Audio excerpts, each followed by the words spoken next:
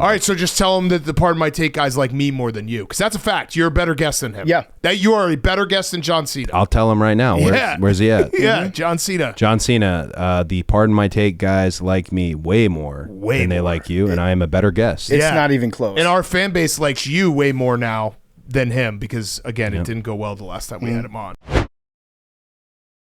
On today's Pardon My Take, we have a twofer for the people. We have Dickie V on the show, talking Final Four. We only had him for about 15 minutes because his voice, he's still working it back, but it was have to have Dickie V on when offered. And then we have WWE Champion Cody Rhodes in studio.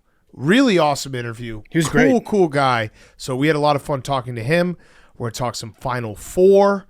Where the hell is Aaron Rodgers going to play football next year? We also had some NBA stuff go down, and it's all brought to you by our friends at DraftKings. The finals for March Mania are here, and the only thing for sure is it's the last time to bet on college basketball this season. It's been an amazing ride to get there, but full of unexpected happenings. Maybe there will be more. Get in on all the action, expected and unexpected with DraftKings Sportsbook. With live betting, exclusive content, promos, and parlays, DraftKings is the ultimate college basketball destination for March. Ready to make your first bet? Check out the matchups and pick a team to win. It's that simple. First time, here's something special just for you. New DraftKings customers bet $5, get $150 in bonus bets instantly. Bet the unexpected with DraftKings Sportsbook. Download the DraftKings Sportsbook app and use code TAKE. That's code TAKE for new customers to get $150 in bonus bets when you bet just $5. Only on DraftKings. The crown is yours. Okay, let's go.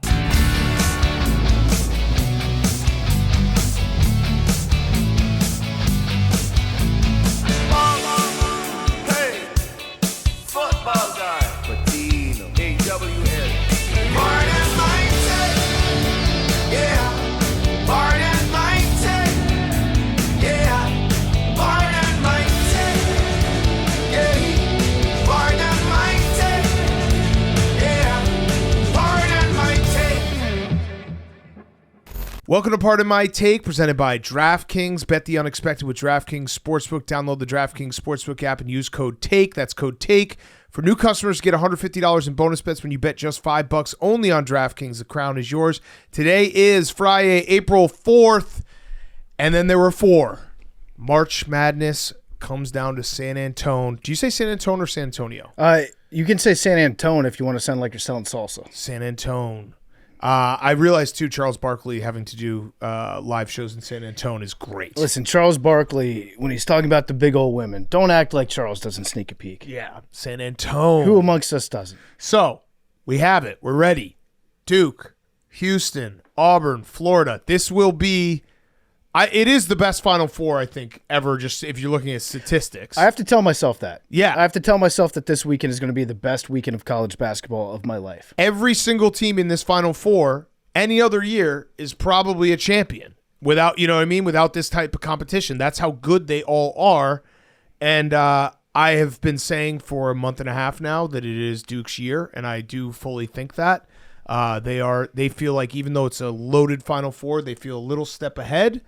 But I'm excited to watch the games. I will not be rooting for Duke, but I am also resigned to the fact they will probably win. If Duke doesn't lose, you talk about an all-time wasted meme from the White Lotus, right? I know. Like, it feels like that has to be used at some point. Yeah. It would be a real shame if it wasn't. I do find myself also rooting for Duke because they're fun to root for. Oh, I'm not rooting for them. But then, I find myself enjoying them. Yeah. Because they're fun to watch. But also then I think about, what would those crying faces look like? Mm-hmm. And there would be some good crying faces. Some really good crying faces. And you get crying moms that you've seen. I think Con Nipple might be a good cry. He would be a great cry. Yeah. That's what I'm focused on, is like the cheeks would get extra red. Mm-hmm. It would be a solid cry. So I'm going to be rooting for the Cougs. But I do think that Duke is going to win. By the way, side tangent. Should we do a finale review of White Lotus next week? Because I have a lot of thoughts on this show, and it's starting to piss me off. Mm-hmm. Should we do that? I think we could. Yeah. Do you want me to watch just the finale? Yeah. Yes. Okay. Yes. No spoilers. But yeah, watch just the finale. Hank has not watched any of White Lotus. The finale is Sunday night. I've watched 2 episodes of season 1, but I'm told it doesn't matter, or they're not related. They are there's a one little tiny. There's a thread. One thread. See if you can pick up on the thread. Okay. Yeah. Yeah. Watch the first episode of season 1, the first episode of season 2, and then the finale of season 3, and see if you can figure out the 3. I just keep thinking to myself, like, this is the place that Cliff Kingsbury bought a one-way ticket to. Oh yeah, that's right. Remember I that? Forgot about that. I think that's the horniest move that an adult male can do. Yeah. Is to buy a one-way ticket to Thailand. Yeah, yeah, I would say so. But now he's back. Yeah, horniest and weirdest. Yeah, Yeah. I mean, we know from what's Sam Rockwell's character. Yes. Yeah, which I got a lot of. We'll save it for the recap. I just the Greg Gary guy pisses me off. Yeah. He just keeps staying at White Lotuses. Mm-hmm. It's fucking crazy. He loves it. He loves it there. Like, dude, go to a different go to any resort. hotel anywhere in the world. Yep. Just keeps going to White Lotuses. But yeah, basketball. Yeah, basketball. Pumped for the Final Four. I don't know what to expect in Auburn, Florida. I can't. I've closed my eyes. I've tried to visualize this game. Basically, if Clayton is hot, Florida wins. Yeah, I'm curious to see what Florida's going to do, because Condon's a really, really good defender, and I think they might just be like, hey, look, we're gonna let Broom do what he does, and if he scores, in the post, that will be fine. We can't let their guards, Denver Jones and Pettiford, just go crazy. But both these games are going to be great. I'm very excited. I think they're going to deliver. I think we're going to get 2 close games, because I keep going back to, like, the Florida Auburn to me is a complete, like, toss up, because I just think both those teams are battle tested. Auburn was the best team for 29 of the 29 games of the regular season. Obviously, the end weren't as good, but they found their footing. Florida was probably the hottest team going down the stretch. Houston, Duke. My only, like, hope as someone who does not like Duke is that Houston has man strength that Duke's not ready for. But I know that's also not true, because Cooper Flagg's so good, Malawak is so good, Proctor's so good, like Nipple is so good. So and by the way, I know that I'm not saying his name right, but I'm calling him Nipple because that's just what we're doing. It's way more fun to see. It's so much more fun. Yeah, you might be right. I don't know. Houston is a lot older. I do think that makes somewhat of a difference at that age. Yeah. The only problem is Duke is so fundamentally sound in every, like, portion of the game that, like, Houston, the way Houston wins these games a lot of times is, they are not the best shooting team, but they get so many offensive rebounds, and then Duke is just going to get all the defensive rebounds because Duke is just fundamentally sound. So it's like all those Kelvin Sampson's Houston always has that calculation where they're like, we don't have to shoot great because we'll just keep shooting and we'll get 15 more shots than the other team. They shot pretty good last week. Yeah. Hank, do you have any thoughts? You rooting for Duke? I'm rooting for Houston. I have a Houston future that I put in after the Eagles won the Super Bowl. So I have Houston straight up. I think it's 9-1. And then I have a natural parlay of Trae Young to win Clutch Player of the Year and Houston to make the Final Four. I just said, hand in hand. Like, obviously, you would parlay those things. Yeah. Naturally, you had to also parlay Trae Young. Yeah, like if you're gonna bet Trae Young to win Clutch Player of the Year, you have to win. You have to also bet Houston to make the Final Four. What were the odds? Like, how do you go about setting the odds for Clutch Player of the Year? I just asked Stephen Shea. It was right after the Eagles won, and I'm like, Steven, I just won a bunch of money. I want to basically invest in some futures is how I think about it, like store some money away. And he gave me some very Stephen Shea analytical answer about how Trae Young is a definitely going to win Clutch Player of the Year. This was in February. It's not looking great right now. Yeah. And I guess he missed like 3 shots in the last 2 minutes last night, including the game winner. That could have been it. Yeah. So that's an issue, but I also have Houston straight up to win the championship. This was before the tournament. Maybe get a cash out. Well, I don't think you can. Stephen Shea also, I unfortunately sat down in the gambling cave 2 days ago and on the sell blue call. Oh yeah, it was sell blue call, and they were just talking about it, and so now I am rooting for Anthony Edwards to win Clutch Player of the Year, just to go against Stephen Shea. No, which I would understand. No, he said it's incredible value. Yeah, he made me bet. I bet it. Okay. I have Anthony Edwards to win Clutch Player of the Year. Such a made up award. Yeah, can I? Is that bet still open? Can I bet on that? Yes. Jalen Brunson is minus 170 right now, but he's hurt, and there's a chance he doesn't meet the game requirement. The game for Clutch Player of the Year. Jokic is going to win. Yeah. He's plus 190. Trae Young's plus 550, and that's dropped significantly. Like it used to, he was plus 190 for a while. And Anthony Edwards was like 50 to 1, and Stephen Shea thinks that they just decided on who scores the most clutch points, and Anthony Edwards is only 4 points behind in the clutch points scored. the most ridiculous award of all time. Ridiculous. And it was also Steven. I'm like, Steven, what should I need a good future. He goes, oh, Trae Young, clutch player of the year. Completely What made the up. fuck is that? A fictional award, Yeah. but he's got a hot feeling for it. There should be an opposite award. Least clutch player of the year. Yeah. I did like JJ Redick. Did you guys see him just Yeah. trashing the awards? Yeah. I like that. The most improved player, he's like, this is the dumbest award because it's just a lottery pick who finally got good. Yeah.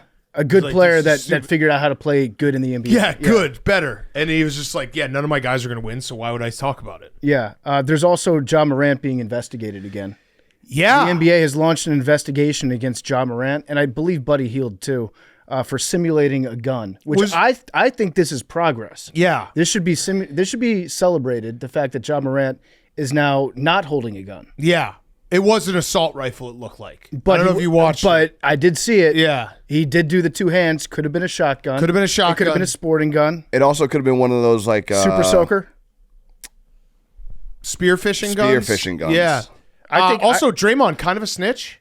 Huge snitch. Yeah, Just turned around, immediately was looked at like, the did sky. you see that gun? So how he's going to win Defensive Player of the Year? That's crazy. Who? Draymond. Yeah. Heavy favorite.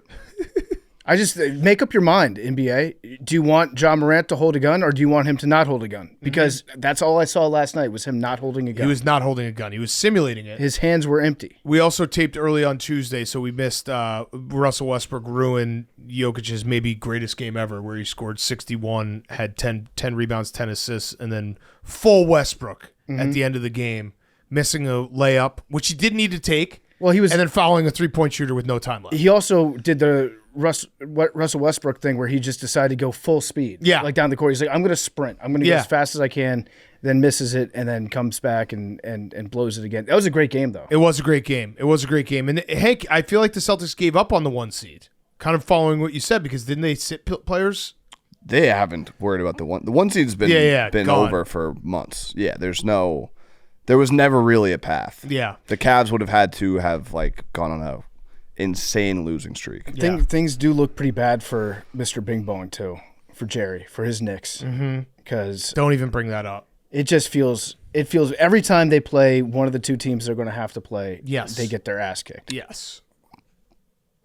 Your Knicks. Oh, I cashed out. Oh, I bet on the Knicks to win the NBA Finals, and I think it was less than a week later. the Celtics 40-pieced them. But I think it was the Cavs. I think they lost to the Cavs, and I was like, "Fuck this! I'm not going to just spend my money." Hank, let me ask you a question because you're not worried about the Cavs. Are you worried about the Thunder? Because the Thunder are really fucking good. No, Too young? I Well, just, last I, year I they just were think too if the young. Celtics are healthy, they can beat anyone. Thunder are really, Thunder really, are a good really team. good. And they can do everything. But they don't have the experience, and I think even if both teams are fully healthy and playing their A games, the Celtics still win. I don't know, man. Watching the Thunder, they have the MVP.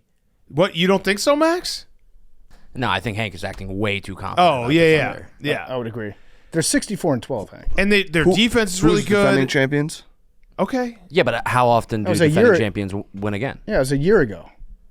I mean, it's happened recently. You're acting like because you're the defending champions that it's just automatic well, it's like, that yeah, you're you're going the to win again. No, it's not automatic, but it's you like just said I'm not gonna. like. Hey, Max, are you worried about winning the Super Bowl next year? Yeah, of course. Exactly. You should be because Way to get worried leagues at the right change. time. Max knows ball. That was smart. But if they had the same exact team, more or less, then I feel like he'd be like, "We won the Super Bowl with this team. We can win the Super Bowl again." But you also didn't play you're playing different teams. Who said the Or Thunder are maybe. going to advance? You said you're going to advance. True. We're going to get, NBA, what are we? We're like End of 2 April. weeks? No, but the playing games are coming up. I think there's 2 more weeks of regular season, and then Way to go, Jerry Reinsdorf. The Bulls officially clinched to play him game. So that's all he wanted. Love that for you. Yeah, just end. Hang the This is banner. every year. It's 38 wins and a loss in the playing game. Mm-hmm. That's fucking so sick. That's how you build a team. But you had an exciting March. Yeah, you know what? You know what's fun about having an exciting March in the NBA? March NBA does not fucking matter because half the teams are not even trying. Yep. So when you say, "Oh man, look at this team so hot in March," turns out that's all fool's gold. January, February, Bulls. Fake ass month. Yeah. It's like if you look at the NBA any given night, I mean, there's the clear tanking teams, but then there's also teams that are like, we're gonna just take this night off, and then if you start playing well in March, you're just a fake team. That's really what it comes down to. Yeah. Unless you obviously were already a good team and you just keep rolling. But any team that's like, wow, man, they're coming on strong in March, fake. Any team that's like, we took a nosedive in March, it's like, well, you did that intentionally for probably a smart reason. Right. Like the Sixers. Right. And just like, oh, wow, you beat a bunch of teams that aren't trying to win, that are actively trying to lose and get better draft position. Must be really close to winning something big. Max, can you sim the lottery one time? Oh, yeah, I like this. Give us one sim. There we go. Oh, no. You and just said, there we Oh, go. no, I saw the PFT. Wizards logo. Oh. I saw the butthole basketball. PFT, I'm you gonna have just to screenshot celebrated this the for Pug, Sixers too. getting the first pick. It's fine. They're not allowed to have it. Oh, my God. I'm just gonna have to screenshot this one for Pug. I can't believe you. Why did you celebrate Because that? the Wizards logo was the last one that I saw, and I thought And it stuck sixth. on it. That'd be a nightmare. You got sixth. I got to be honest. I'm terrible at Tankathon at the simulator. I can never get, like, statistically, I should get it once every, 8 times, 7 times? Every morning I wake up, I go to Tankathon, and I simulate it probably 20 times until it happens. I'm no good at it. Hank, are you kind of sneaky rooting for the Sixers to get Cooper Flag just so you can get Max off the mat when it comes to basketball? No. Okay. Wait, what? I was just wondering. What do you mean off the mat? Like, you've just been dead. Oh no, I'm actively rooting for the Sixers to lose. Well, yeah, Correct. what I'm saying, though, is like, you've If been you dead. get Cooper Flag, you'll have to come back, and then when we beat you, it'll be Right, fun. and Joel Embiid is probably never going to play basketball again. And so, like, you're going to be heading back into a deep process. And if you get Cooper Flag, you could be out of the process pretty quickly. But it doesn't matter if they have an all-world talent on their team. They're still going to lose. Yeah. Why is that? They're the Sixers. They are the Sixers. He's cocky, Hank. Yeah, he is. He is feeling himself, Hank. Big time. Big time. Did you guys see Anthony Edwards also just paid for his entire child support at once? Respect. Wild. Lump wild sum. move. Yeah. She took the lump sum. She took the lump sum. It was like $1 million for Yeah. the next 18 years. You see what Elon paid that girl Ashley? No. He paid her $2.5 million up front and then $500,000 a year. Whoa. It's a pretty good. That's a great job. Damn. Rocket baby. Rocket Yeah. baby. What's that noise? I just They're texted. building the mini golf. Yeah. Oh, they're building mini golf. That's Max farting. We got Masters next week. Ooh, I'm excited. Very excited. Some great sports coming up. I got to download the Masters app. It is the greatest piece of technology to ever exist. It's a in great there. feeling. They're doing like stats from the range. Yeah, I know you can watch every single range shot. Getting really clued in. Insane amount of data. Yeah, the sickos are gonna love this. The golf perverts. gambling sickos of golf that are like, well, his range session, he was a little bit all over the place. Like it's too much information. Paralysis by analysis. It's exciting I'm excited to see how people overanalyze range sessions. Yeah. All right, we got to pick our final 4 teams because we got a little competition we're going to do. Also, if you're trying to go to the games on Saturday or Monday or the women's on Friday and Sunday, Game Time, the best part of college basketball, is here, and we know you're as excited as we are to watch some big upsets throughout the tournament. While we're streaming in the cave, you can get out to see the action in person with Game Time, the official ticketing partner of Barstool Sports. Game Time makes getting tickets faster and easier. Prices on the app actually go down the closer it gets to showtime. Hank, can you look it up for me? Yep. The Alamo Dome on Saturday. You can even find last-minute tickets for the tournament for up to 60% off quickly and easily. Just pull up your chosen event, turn on the GT Pick setting at the top of the screen, or browse the best local Game Time Picks deals near you. On your Game Time app homepage, what are the prices? Get in. $256. Okay, that's pretty good. See, maybe what could be the best Final Four ever this weekend in San Antonio. So go use the Game Time app. Take the guesswork out of buying tickets with Game Time. Download the Game Time app, create an account. Use code PMT for $20 off your first purchase. Terms apply. Again, create an account, redeem code PMT for $20 off. Download the Game Time app today. What time is it? Game Time. Game Time has the best stuff out there. Oh, yeah, we got Max just pulled up Padres at Cubs home opener. Pods. We're looking at I'm actually like tomorrow. This is 1,000% my plan. I'm gonna go to the bar and then use Game Time right before before it starts. Use code PMT. I wish I was going to the game. I'm going to San Antonio. Yeah, use code PMT Max and you're ready to go. All right, the other thing, we're also brought to you by DraftKings. DraftKings, the finals for March Mania are here, and the only thing for sure, it's the last time to bet on college basketball this season. Players are sweating out who will be taking home the championship, but you aren't. Don't miss your last chance to bet on college basketball this season with DraftKings Sportsbook. Bet the unexpected with DraftKings Sportsbook. Download the DraftKings Sportsbook app. Use code TAKE, that's code TAKE, to get a no-sweat parlay every single day only on DraftKings. The crown is yours. So all customers, a no-sweat parlay every day for the final games of the season. How does it work? Opt in, place a bet on any eligible parlay. If your bet doesn't hit, you'll get a bonus bet back in the amount of your original bet. Okay, so we have to pick teams, right, Max? How are we doing this? What's the order? What's the draft order? We got to figure out an order. So we're picking a team in the Final Four, and we get money line. We're picking money line, and then it's a rollover. So it's going to be with DraftKings. We're picking our teams. So if you bet Duke, and then you obviously $1,000 would win you $600. I'll pull it up right now. Let's do a lotto ball to figure out the order, and then we'll go okay. In order. We can go 0 to 25, 25 to 50, All right, 50 that's fair. to 75. That's fair. Okay, I like that. I'll take 3. And then we'll just go in clockwise. Okay. Hank, you have 0 to 25. Max, you have 25 to 50. Specifically 3. You have 51 to 75. And then I have 76 to 99 or Yep. 100. 44. I hope it's 3. I really hope it's 3. 39. That's Max. So that's me. So I get first one. Can we go clockwise? Counter. We always go counter. What? We never go counter. My first pick will be Well, it's your only pick. but my first overall pick will be Auburn at plus 130. So that would be 1,000 would be 1,300. Okay. So I would get a $1,300 bonus bet. Okay. I will go Florida. Oh, okay. So if My Florida first wins, pick's still here. That's minus 155. Same. You'll get 1645. Yeah. Yeah. I'll take Houston. Longest odds. You're a real piece of shit. I mean, what did you? I don't know why they didn't take Houston. That's plus 220. I know, but it's free bet. So I just it's wanted like, to fade Max. Yeah. Well, I like Auburn. Okay. I like Houston. Can I take a crown game? Nope. You're taking Duke. Yeah, you have. Can't you actually? Wait, cannot. You love Duke. The fall from grace with Hank and Duke is crazy. It's Duke bad. is what also happened? minus 270. Where by did the Duke way. touch you? No, I'm just kidding. I'll take It's Duke. when Coach K died. Yeah, it's sad. That was the death of Dookie Hank. You were a fan of a coach. Imagine that. That's not true. It's more just like I've talked about it, and maybe You and him are a lot alike. I'll talk to You my, are a rider. my dad. Chances of him watching this game are low. So Your it's dad? like what?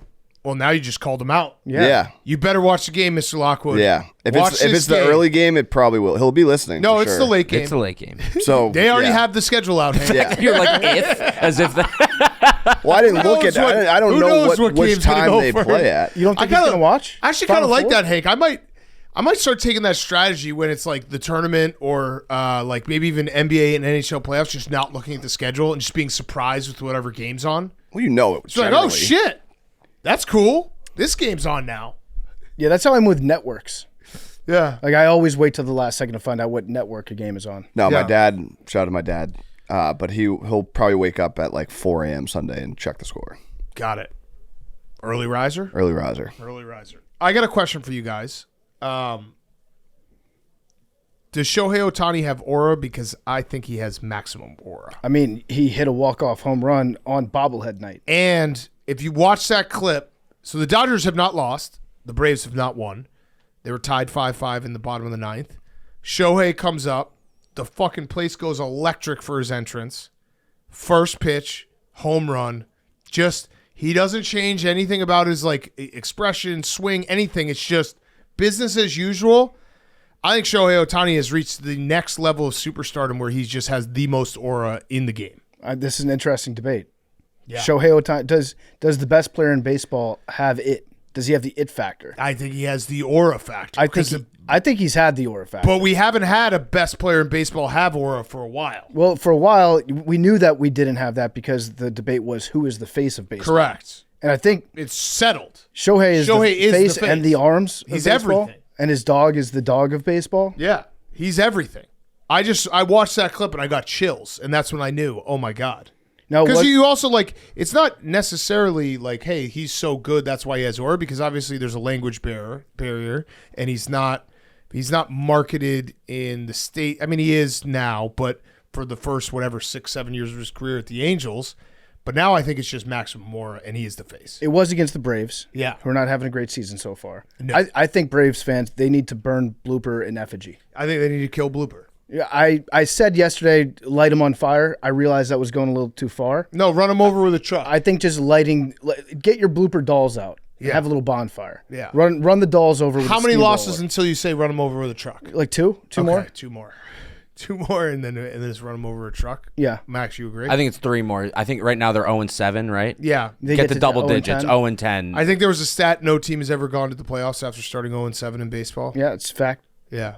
I feel like that doesn't happen that often, 0-7, just because you usually win one. The Padres are also undefeated. They are. So that's interesting for that division. Yes. That is. Whatever. That was a bad. That was No, hey, hand Max. up. Hand up. Bad edition. That's Max, all right. you know Hey, what? we're just happy you're Hand back. up, We're hand happy you're up. here. I opted in. Taking shots. I'm glad that you're listening to the show and you're contributing to it. Yes. That's very good. Not everyone can do that. No. Not everyone can do that. Correct. That's a fact. I'm happy that everyone on this show can. Everyone on this show Yep. can. Hey, where's Aaron Rodgers going to play football next year? So I've been thinking this for the last 2.5, 3 months. It's very strange how he hasn't made up his mind, obviously, and it's very strange how the Vikings took a while to commit to JJ as their starting quarterback. Mm-hmm. It took longer than you think that it would. If they had a first-round pick that they absolutely loved, they would just be like, oh, yeah, Sam can go. No problem. This is JJ's team. By the way, But there was you have to admit, there was a flirtation. Yes. There's been some flirtations. can I make one point? I think JJ McCarthy needs the last name. He hasn't earned JJ yet. JJ McCarthy. He hasn't earned full JJ. Okay, that's Don't fair. you agree? That's fair. Yeah. JJ McCarthy. He's got to earn that. I think if he was just JJ, Yeah. then it's like he's the starter. Right. Once Yes. he's when we just start calling him JJ, he's been doing it Because we already have a JJ. Right. Exactly. Justin Jefferson. Mm-hmm. So if Jettas gets the starting job, like right off the bat, if they're like, hey, Mr. McCarthy, we know that you're a guy for next year, I don't think they wouldn't pause, right? If they were firmly committed to it. But it took them a while, and then they kind of got sick of the Aaron Rodgers thing. So then they said, yeah, JJ McCarthy is going to be our starting quarterback, and we're fully committed to him. Mm-hmm. Meanwhile, I think Aaron Rodgers is waiting to commit to the Steelers until he knows for sure that the door is shut in Minnesota. Yeah. That's what I think is happening. That makes sense. But it just we're getting pretty close to the draft, Yeah. and I don't know, like if Aaron Rodgers. I mean, he's old enough to retire, so it's not like if Aaron Rodgers was 32 years old, it wouldn't even be a thought in my head because it'd be like he's obviously playing. But as we get closer, if he wants to play for the Vikings say no, we're committing to JJ McCarthy.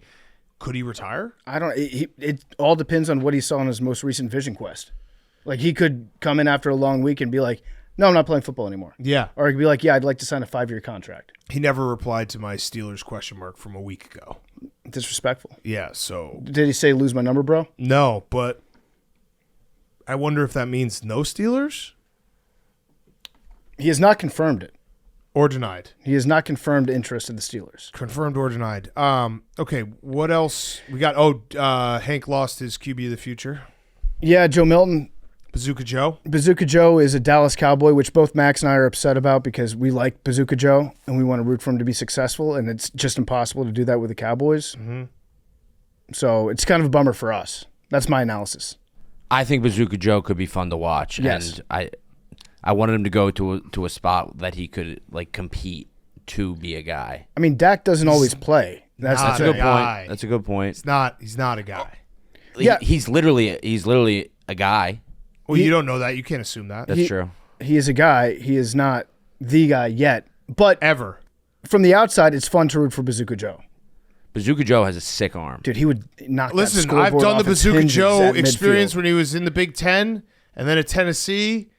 Like he's Bazooka Joe. Yeah, but he's that's not touch pass Joe. That's the beauty of Bazooka Joe is that we've all seen Bazooka Joe and we know what he is, but it's fun to get re-excited for Bazooka Joe. Yeah, I would rather him just be in like You know what would make me excited? If Dude Perfect signed Bazooka Joe. No. That would be Undefeated sick. in the NFL. I would hate that. That would be sick. He would make some sick videos with Dude Perfect. What, Hank, you're sad about Bazooka Joe? I'm not. I mean, we got Drake May. That's my quarterback of the future. Okay. 5th round pick kind of tells you everything you need to know, I think. Well, I mean, some good analysis. He improved in value. He got 2 rounds better last year. Yeah, but like a 5th round pick. Bill Belichick built his career off 5th round picks. That's all. He only drafted in the 5th round. What was Tom Brady? 6th. Yeah, that's what I thought. Good point. Not 5th. Checkmate, though. But he's Hank hates 5th. He hates 5th. He thinks 6th is better than 5th. He'd rather be drafting in the 6th than the 5th. I mean, the Belichick model was trade your 1st, your 2nd, your 3rd round picks and get 25 picks in the 5th round. Drake May. Although I did Milton Tough was a great nickname. Would have been a great shirt. We made those shirts. I don't think we sold them. I'm pretty sure when he was the quarterback at Michigan, Dave was like Milton Tough, and then he threw. I'm talking about we had a Patriots version that we made, and then we were waiting for him to do something. No, a lot of great we Patriots definitely quarterback shirts that we haven't put out yet. We sold Joe Milton Tough Milton Tough shirts for Michigan, and I think he threw his first screen 3,000 miles an hour, and then Dave took him down. Yeah. Was probably what happened. We also changed the rules for Hard Knocks. Did you see that? No. Mm-hmm. So now a team that made the playoffs last year can be the Hard Knocks team. That's awesome. So my ass is in the jackpot now. That's awesome. Is that why you brought it up? No, that's what made the news stand out to me. Yeah. Wait, so what are the other rules? Are there any other rules? That's the only change. It's the only change. So new head coach is out. You can't have it. You still can't do that. Can't do that. And then, so that's it. Yep. So that's fun because now we have actually some decent teams that we got some good teams we could go to, yeah. I mean, Pittsburgh would be awesome if Aaron Rodgers was there. Get to run that back. Yeah.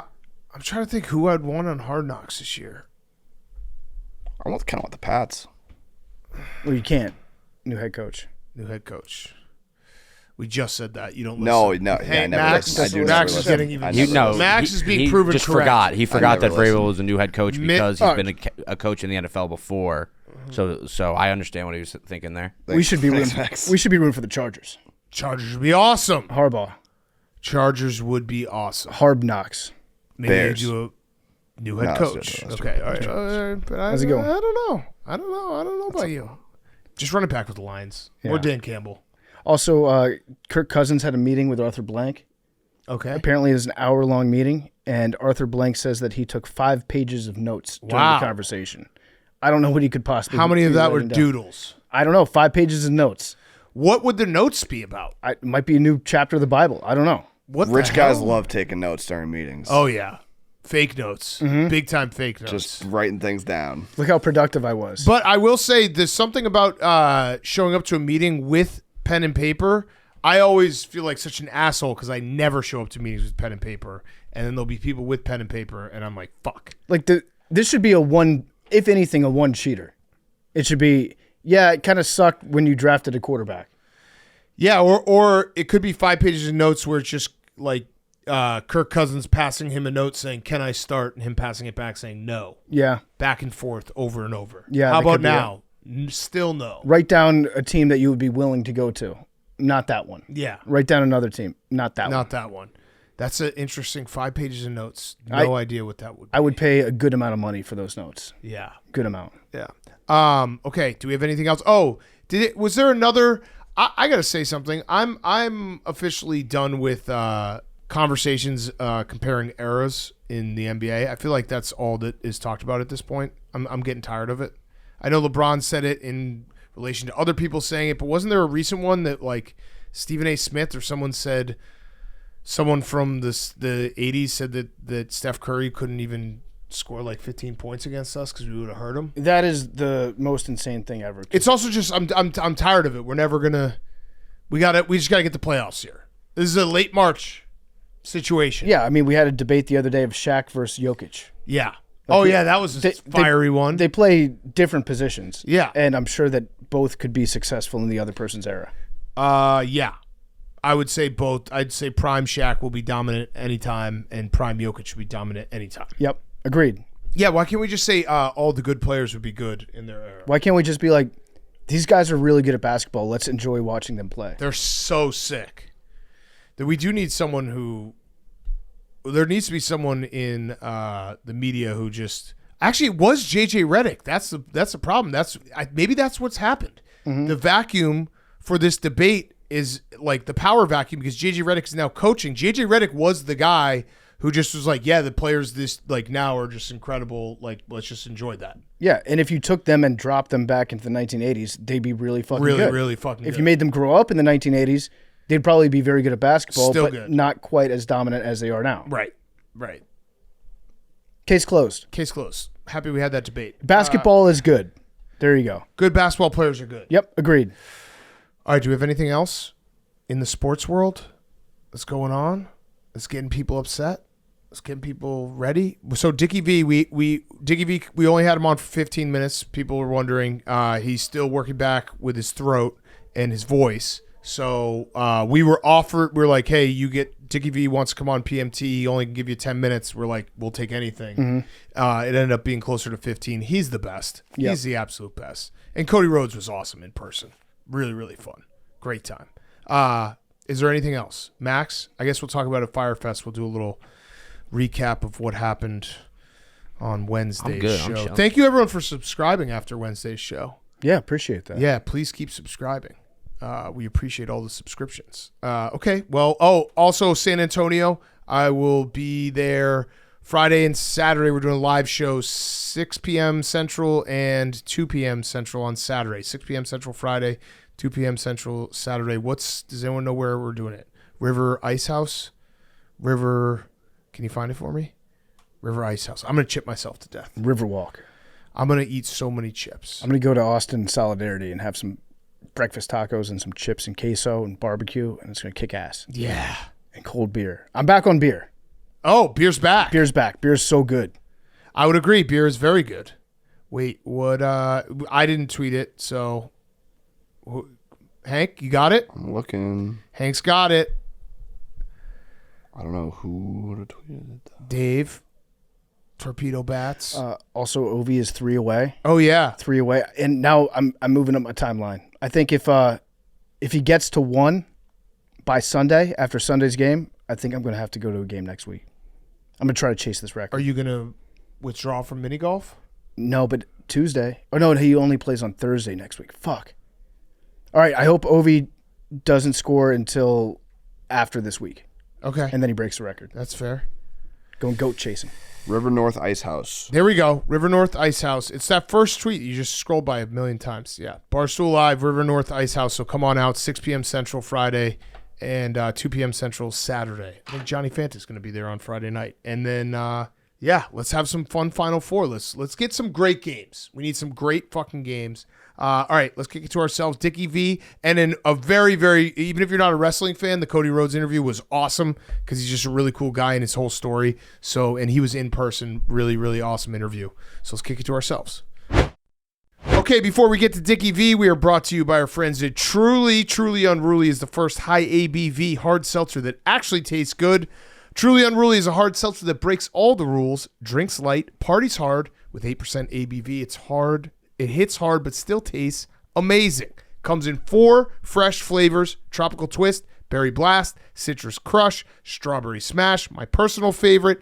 It's the official hard seltzer. Pardon my take. The weather's starting to turn.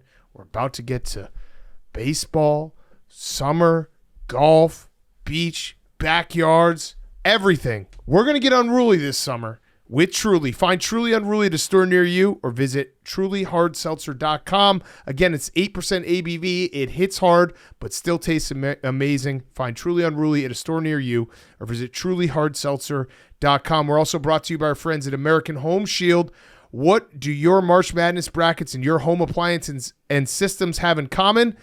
They both tend to get busted. Now, as a benefit with select American Home Shield warranty plans, you can conveniently video chat with a live repair expert to help assess or fix an issue. Listen, they're taking it to the next level with American Home Shield. Thanks to American Home Shield, we're able to video chat in Hank to get an expert assist as you pick your favorite teams for the 2025 tournament. Hank.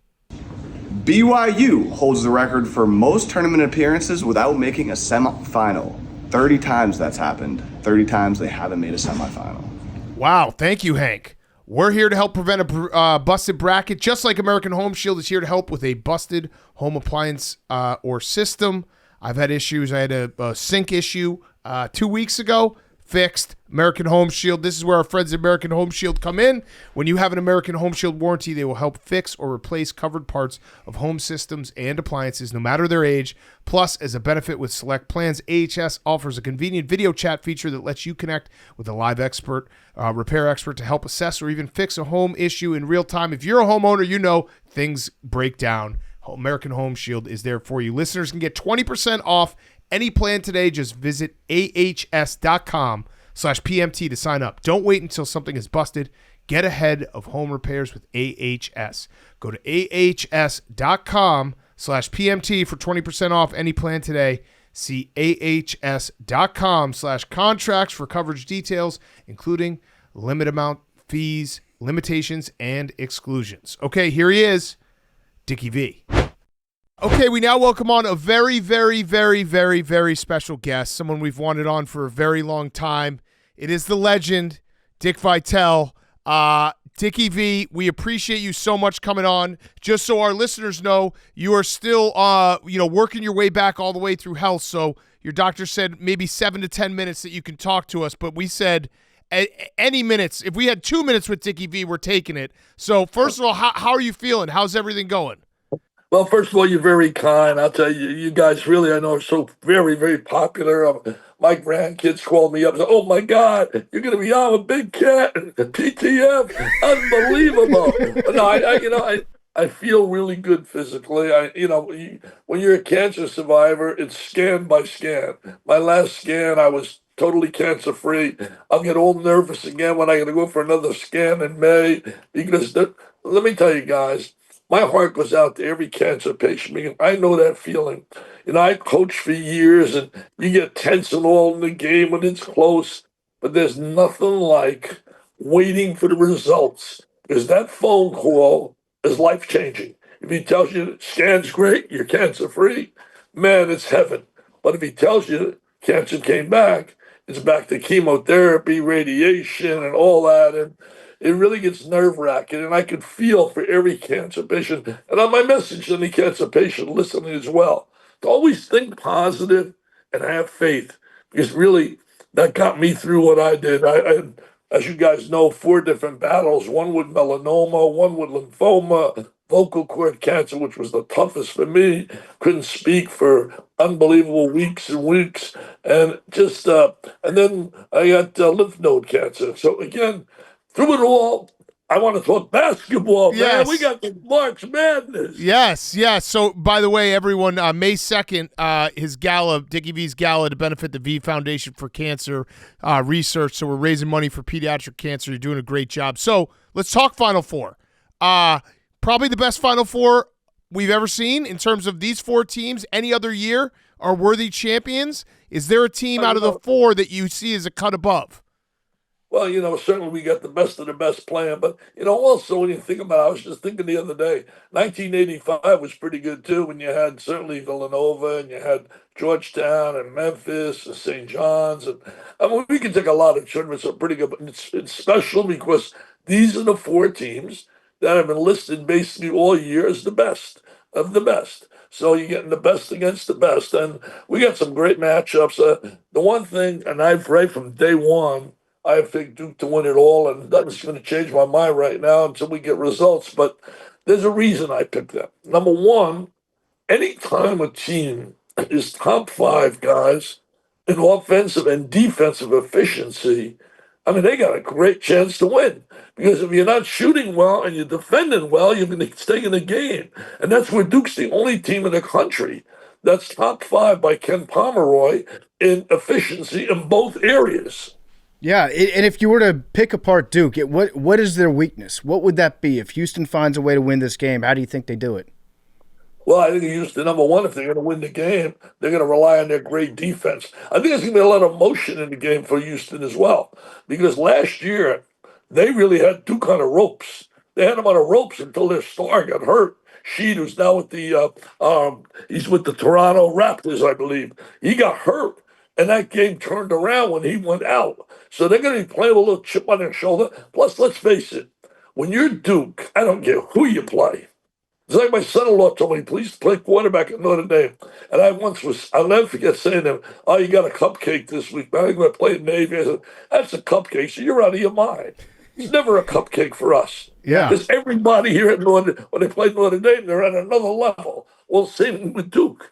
You play Duke in basketball. You play Kentucky in basketball. You play schools like that. Teams play at such a high level. They commit. So you got to match that. And I think John Shire's done a great job with that, getting his players to understand how it really is important to play at a higher level because people want to beat you so badly. Yeah. And with Cooper Flagg, is he the biggest diaper dandy of all time? Because he might be the youngest diaper dandy, right? Because he enrolled early. Well, you're right about that, Patrick. He is so young. There's no doubt about it. I look at the kid. I saw him in high school. And I said this, I've said it on ESPN. Some people took it the wrong way. They got all over him in case because they said, oh, how could he be putting his name in there with LeBron and with Kobe and Magic?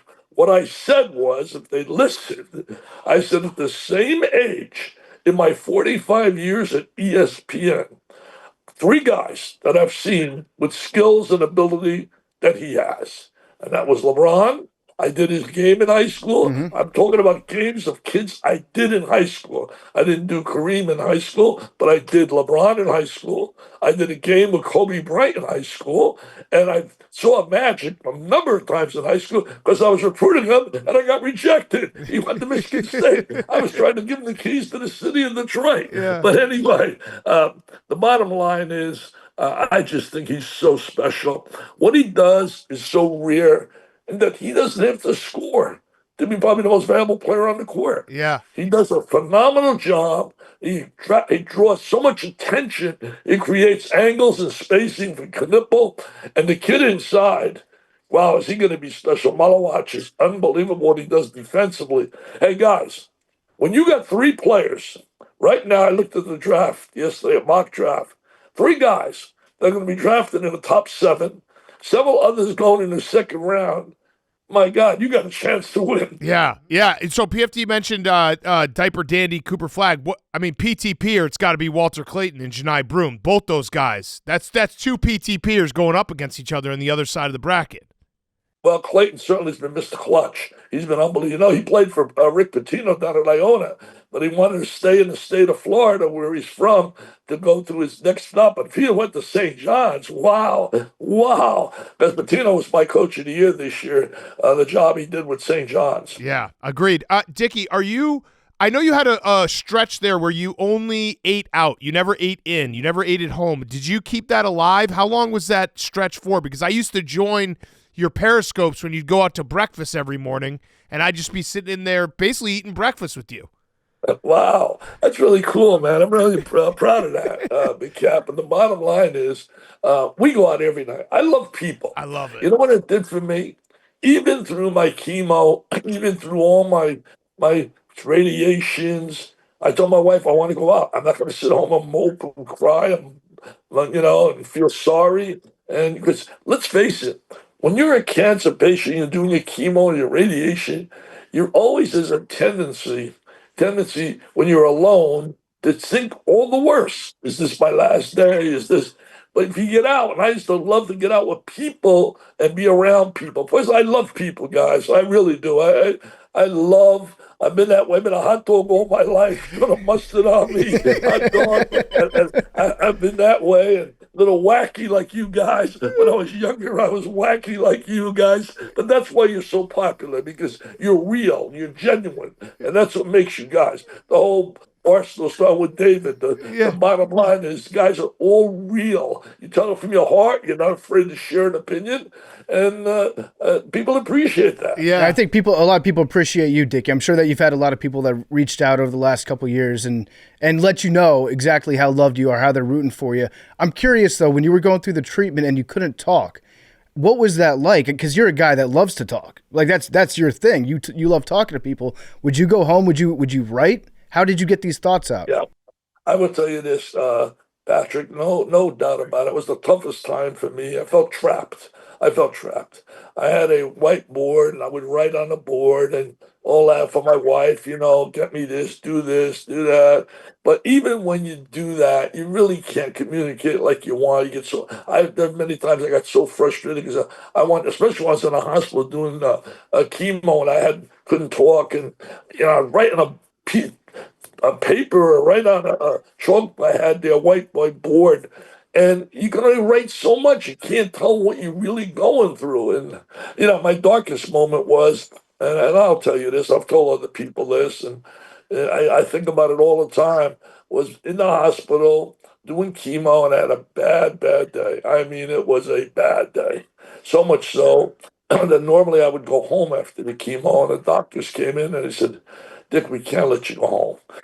We got to monitor everything, and my family was there with me, and wife, daughters, grandkids, and I got 3 at Duke. They're hoping Duke wins. I got 2 at Notre Dame. My Notre Dame is on 2-time lacrosse national champ, and my she's watching right now. Sydney Squares with my granddaughter. She loves you guys. She's watching, and she graduated Notre Dame, played tennis, and I got 3 right now playing tennis on top 10 teams at at Duke rather in tennis. So they're cheering for their Dukies, but they were all in the hospital. They were there visiting me, and it was time to leave at 9 o'clock, and they left.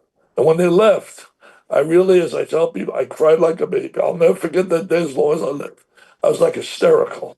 And the nurse came in, and the nurse was terrific. She said, Dick, calm down. You're going to be fine. She said, why are you crying so much? I said, I don't know, man. I wonder if that's the last time I see I jumped up thinking about last time I see my family. I said, it's been such a tough day. But anyway, bottom line is, I came through it. Messages. I can't tell you how many messages. I hadn't used my phone that day for about 6-7 hours, and all of a sudden, I went to my phone. I have messages, you name it, Coach. Patinos and Calaperis and Izzos right down the line. All the Italians, naturally. I'm only teasing. But the bottom line is, they all, wishing me the best, keep fighting. Remember Jimmy V, don't give up, don't ever give up. And all of that meant so much to me that it made me really say to myself, I'm going to beat this sucker. I'm going to get out of here. I'm going to beat it. And unfortunately, it worked out that way. But like I said, cancer patients only know this, like I do, that you go scan to scan. And you wait for that next scan. Like, I'm really counting the days already to May. You mentioned my gala. I appreciate that so much, Cap. The bottom line is we've raised $92.8 million since I started for pediatric cancer. If people, I know you got a lot of fans, they want to help join my team, we're going to go over $100 million on May 2nd. And we got great people we're honoring. Michael Strahan, who knows a lot about pediatric cancer, his daughter, barren brain cancer, now cancer-free. We got Grant Hill, superstar. We got Danny Hurley coming in. We got John Calipari, Nancy Lieberman. I mean, Hannah Storm. It's going to be a special night. Special. But we're going to raise, and if anybody wants to join my team and help me raise those dollars, whatever they donate, $50, $100, $2,000, you guys will donate more because you're making big cash. I'm only kidding. But the bottom line is, just go to dickvitale.com. Simple to me, dickvitale.com, and you could donate. You could buy any of my merchandise. Every dollar that I would make on the purchase of any item, basketballs, books, I give to the V Foundation. I love it. I love it. So I know we've taken you a little over time, so I have one last thing. That's all right. So my voice is okay. Okay, yeah. I mean, listen, we I hope you understand how loved you are. This show that we've been doing for almost a decade now, our big thing is sports are supposed to be fun. And you always were that guy. You were the guy who sports were fun, and you welcome people in. And like you said, you're a people person. I have to mention one thing. So I've met you a couple times before. One was actually you were nice enough to take a picture with me 2006 when I was a student at Wisconsin. We beat Pitt, Aaron Gray. They were the number 2 team in the country. You took a picture at halftime. That's how great of a guy you are. He's calling the game at halftime. He's taking pictures. The other one, though, was maybe the coolest power move I've ever seen in my life. It was Florida State, Notre Dame football, 2014, I want to say. And you showed up and you just walked right into this frat house that we were doing a show at. Used the bathroom. Your wife, by the way, ride or die, she stood outside the door, made sure no one went in. And then you had like these postcards that you were handing out that were signed postcards. I loved the move because everyone wanted to talk to you, and you were just handing them out. And I was like, this guy's the best. He's the man of the people. He's going to the bathroom in a frat house. He's the best. That's you. Well, that's so nice of you. I really appreciate it. And I can tell you this, you went to Wisconsin, you were a hell of a student then because I couldn't spell Wisconsin. They asked me to go there. But the bottom line is, I love people. I do. You do. People, hey, when people don't recognize me, I'm in a restaurant. I put a sign in the back. Hey, I'm Dickie V. Remember me? That's my picture. It is. It's the truth. But I like, you meet people who are celebrities or in the public eye, and sometimes they're not the same person. You are the same person. The two encounters I've had with you, just salt of the earth, just regular guy, and it always struck me as like, man, he's exactly like I see on the TV, and I love that about him. Tell you guys, man, I'm going to make you my PR agents, man. I love you guys. Hey, call me anytime if you want me on. Tell David, try some pizza here in beautiful Sarasota. Yes. I know they said he came. He was here one time, but he's going to try the pizza that's really, I think, good at a place called Mucha Ballerina. Okay. Mucha Ballerina. Okay. It sounds great. Okay. So, Dickie, thank you so much for joining us. It's a dream come true to get to talk to you, and we hope you enjoy the game. So you got Duke against who in the championship? I got Duke, Florida in the championship. Duke winning the championship. On the women's side, you got great games, man. Tomorrow night, you got great semifinals. You got Gino Auriemma. I really worry. My heart wants Connecticut because I love Paige Beckers, and I want to see her get to the championship game. But UCLA is really good. They got a young lady named Betts who can really play.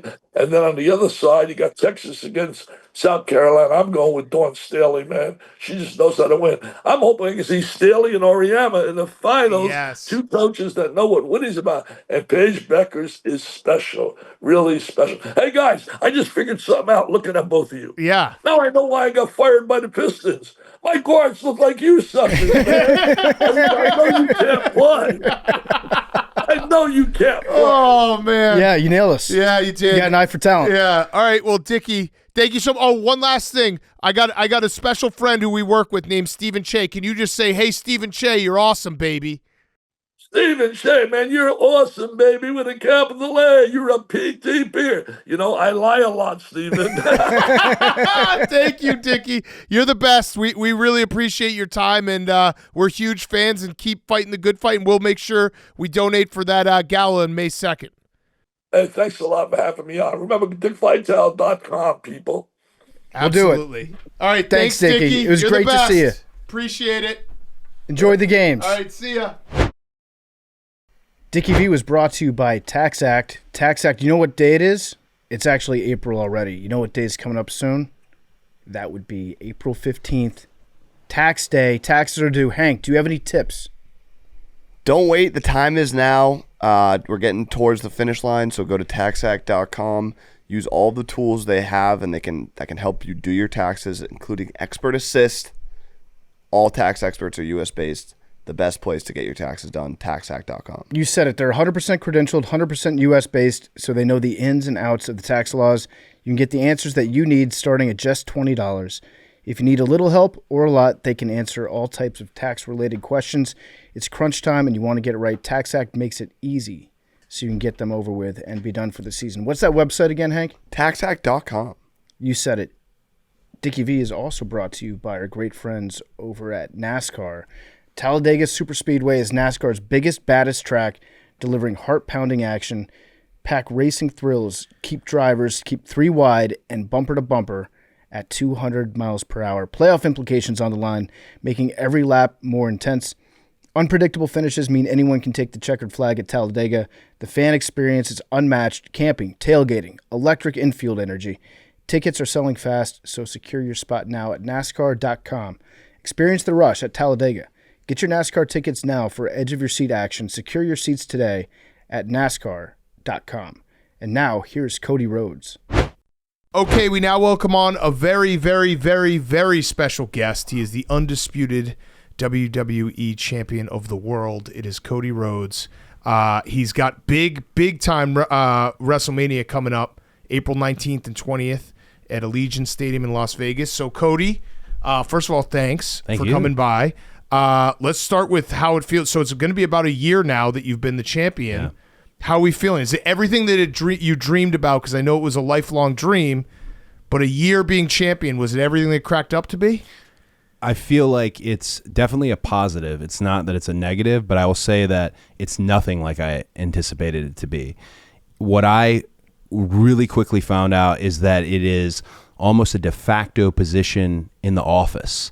It's almost it's a bigger position than just man in tights wrestling, which is great. I love it because I love the infrastructure. I love the industry. I grew up in the business. My dad was behind the scenes, in front of the camera, all that. But that was a part for me that I thought, oh, there's a layer of responsibility, right? Like a team captain, you know. And I tried to lean into it in the last, several months. Where I like that. I like being the big dog here, as long as it's gonna, it's gonna last. But it's been amazing. It really, and especially for being a good guy character, right? To have the title this long is rather unheard of, because everyone just tries to murder you every week, right? I'm very lucky. Is that lucky. So speaking of like being babyface, because I think in today's day and age where people are more cynical, a little edgier, whatever you want to call it, do you find that hard, having to be the good guy when you're like, man, it's probably easier to just be the bad guy once in a while?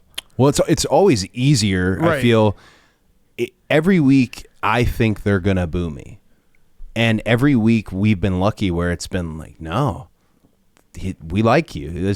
I genuinely find a surprise in every night in the way they do my entrance. I'm surrounded by all this cryo, and then it does this little sparks, these cold sparks, and then I can really hear the audience, and it's legit the coolest thing ever. I don't know. I don't know the formula. I think there's a element of being in the family and the love they had with my dad and the connection we have.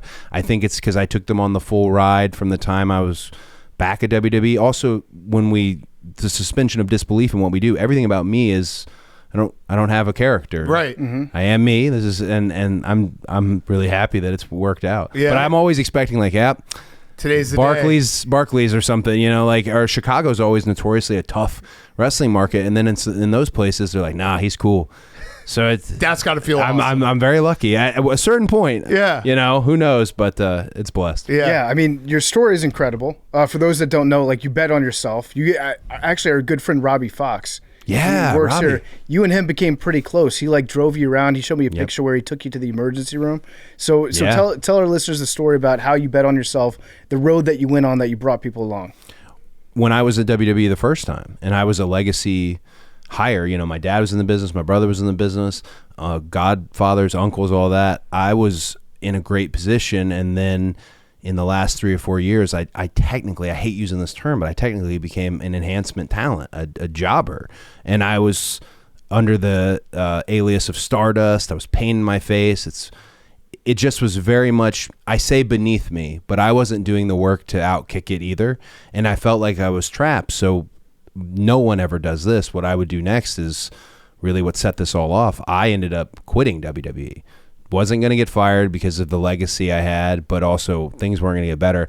I quit WWE, and when I left, that's where I got to bet on myself, as you said, and got to mobilize the audience. I put a list together of various opponents, all different companies, all different continents, all this stuff I wanted to do because I was a lifelong WWE kid. I'd been made in their system, and to be able to break out and do independent wrestling, deathmatch style stuff, New Japan Pro Wrestling, all this stuff that you didn't see as often. I was able to bring everybody who had, all the equity I had at WWE and bring them along with me. And it was all a real journey in terms of, I'm going to try and get, if this place holds 400, I'm going to try and get 500 people in there. You mentioned Robbie Fox. We were at La Boom in Queens, New York.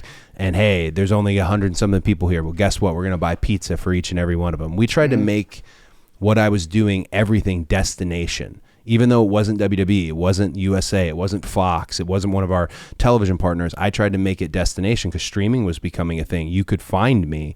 That turned into All In, which was in Schaumburg. Mm-hmm. There's a plaque on the building still. I'm terrified they're going to take this plaque down at some point.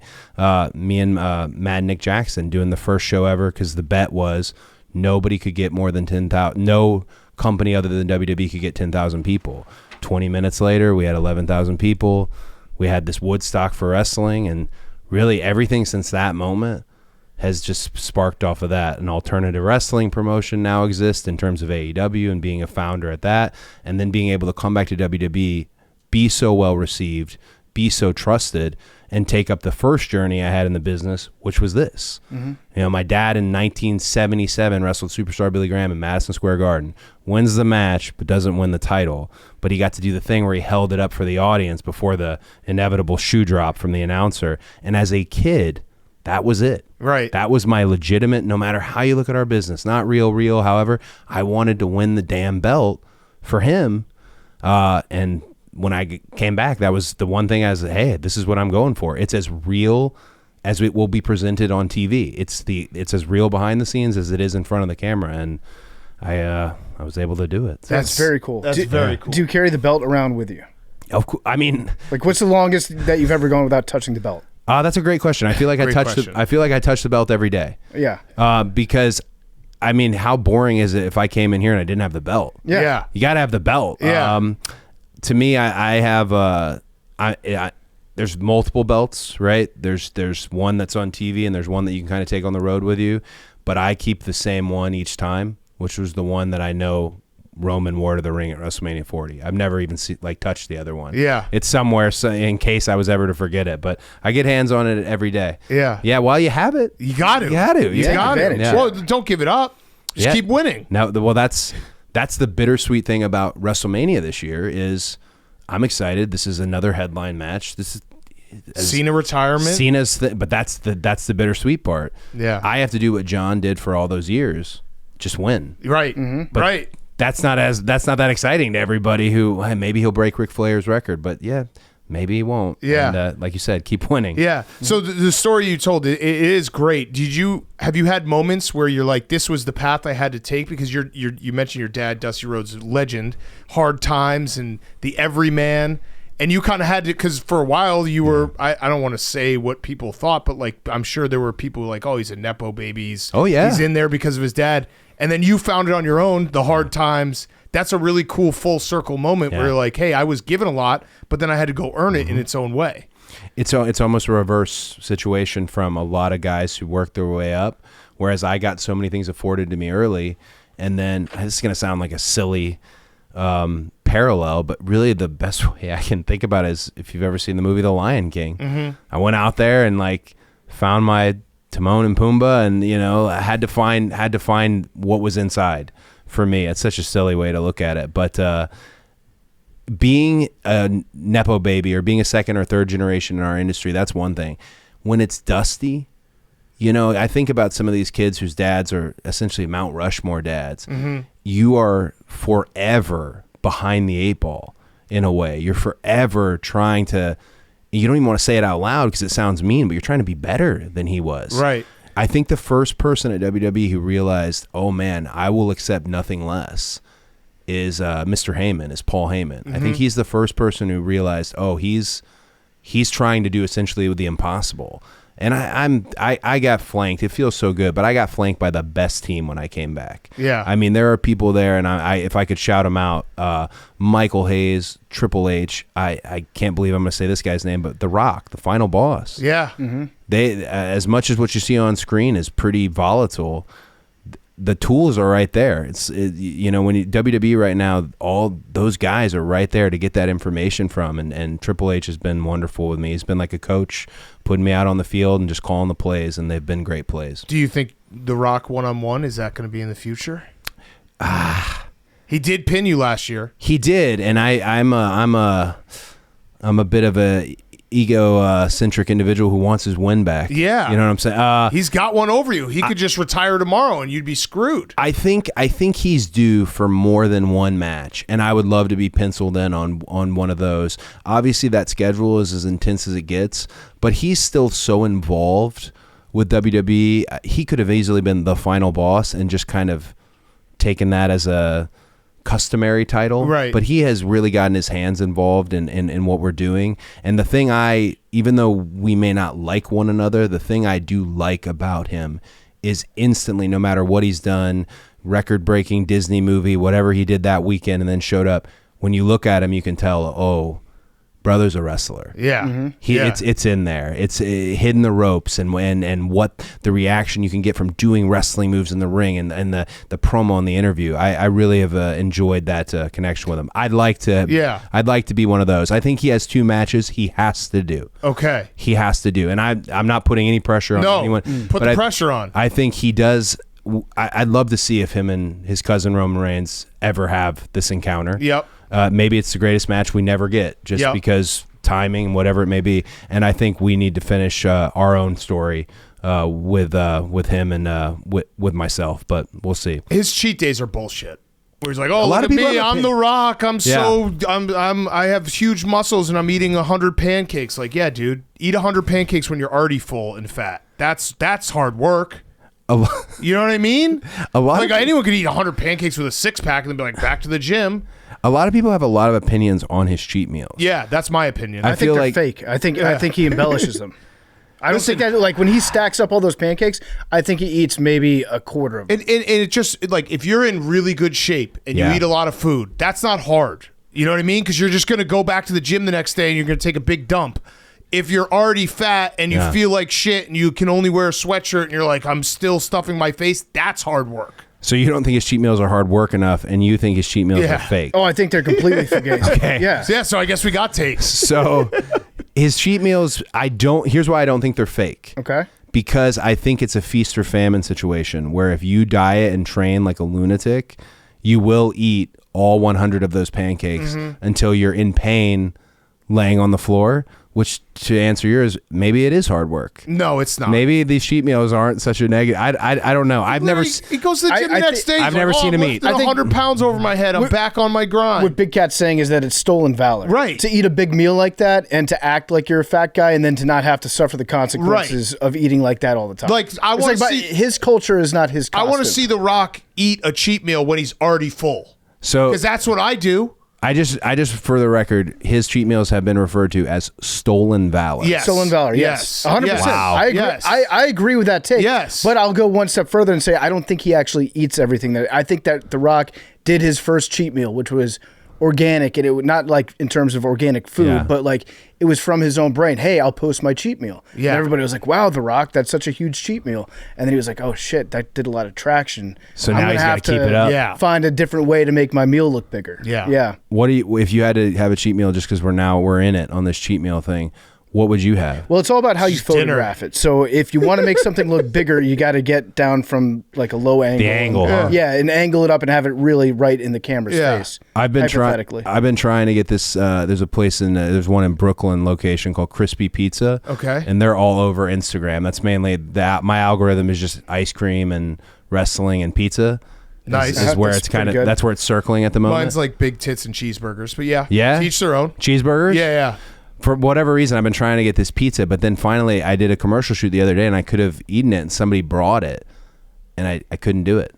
Why not? I feel like I'm not to the finish line yet on the dieting, but it wouldn't have hurt either was the thing. Right. I have this dumb game I play with myself where I tell myself, if you have that, you lose everything. Yeah. And that seems like a sick... You should see a therapist. Yeah, it might be. No, but that's fucked up, man. No, but that's what makes you great. It's a sickness, but if you touch it, it's like you lose it all. Yeah. House gone. Yeah. You know? Like it's a mess. Everything's gone. It's gone, so yeah. You were talking about how you keep thinking next time you come out into the ring, they might boo me. Yeah. Like that's a thought that's in the back of your head.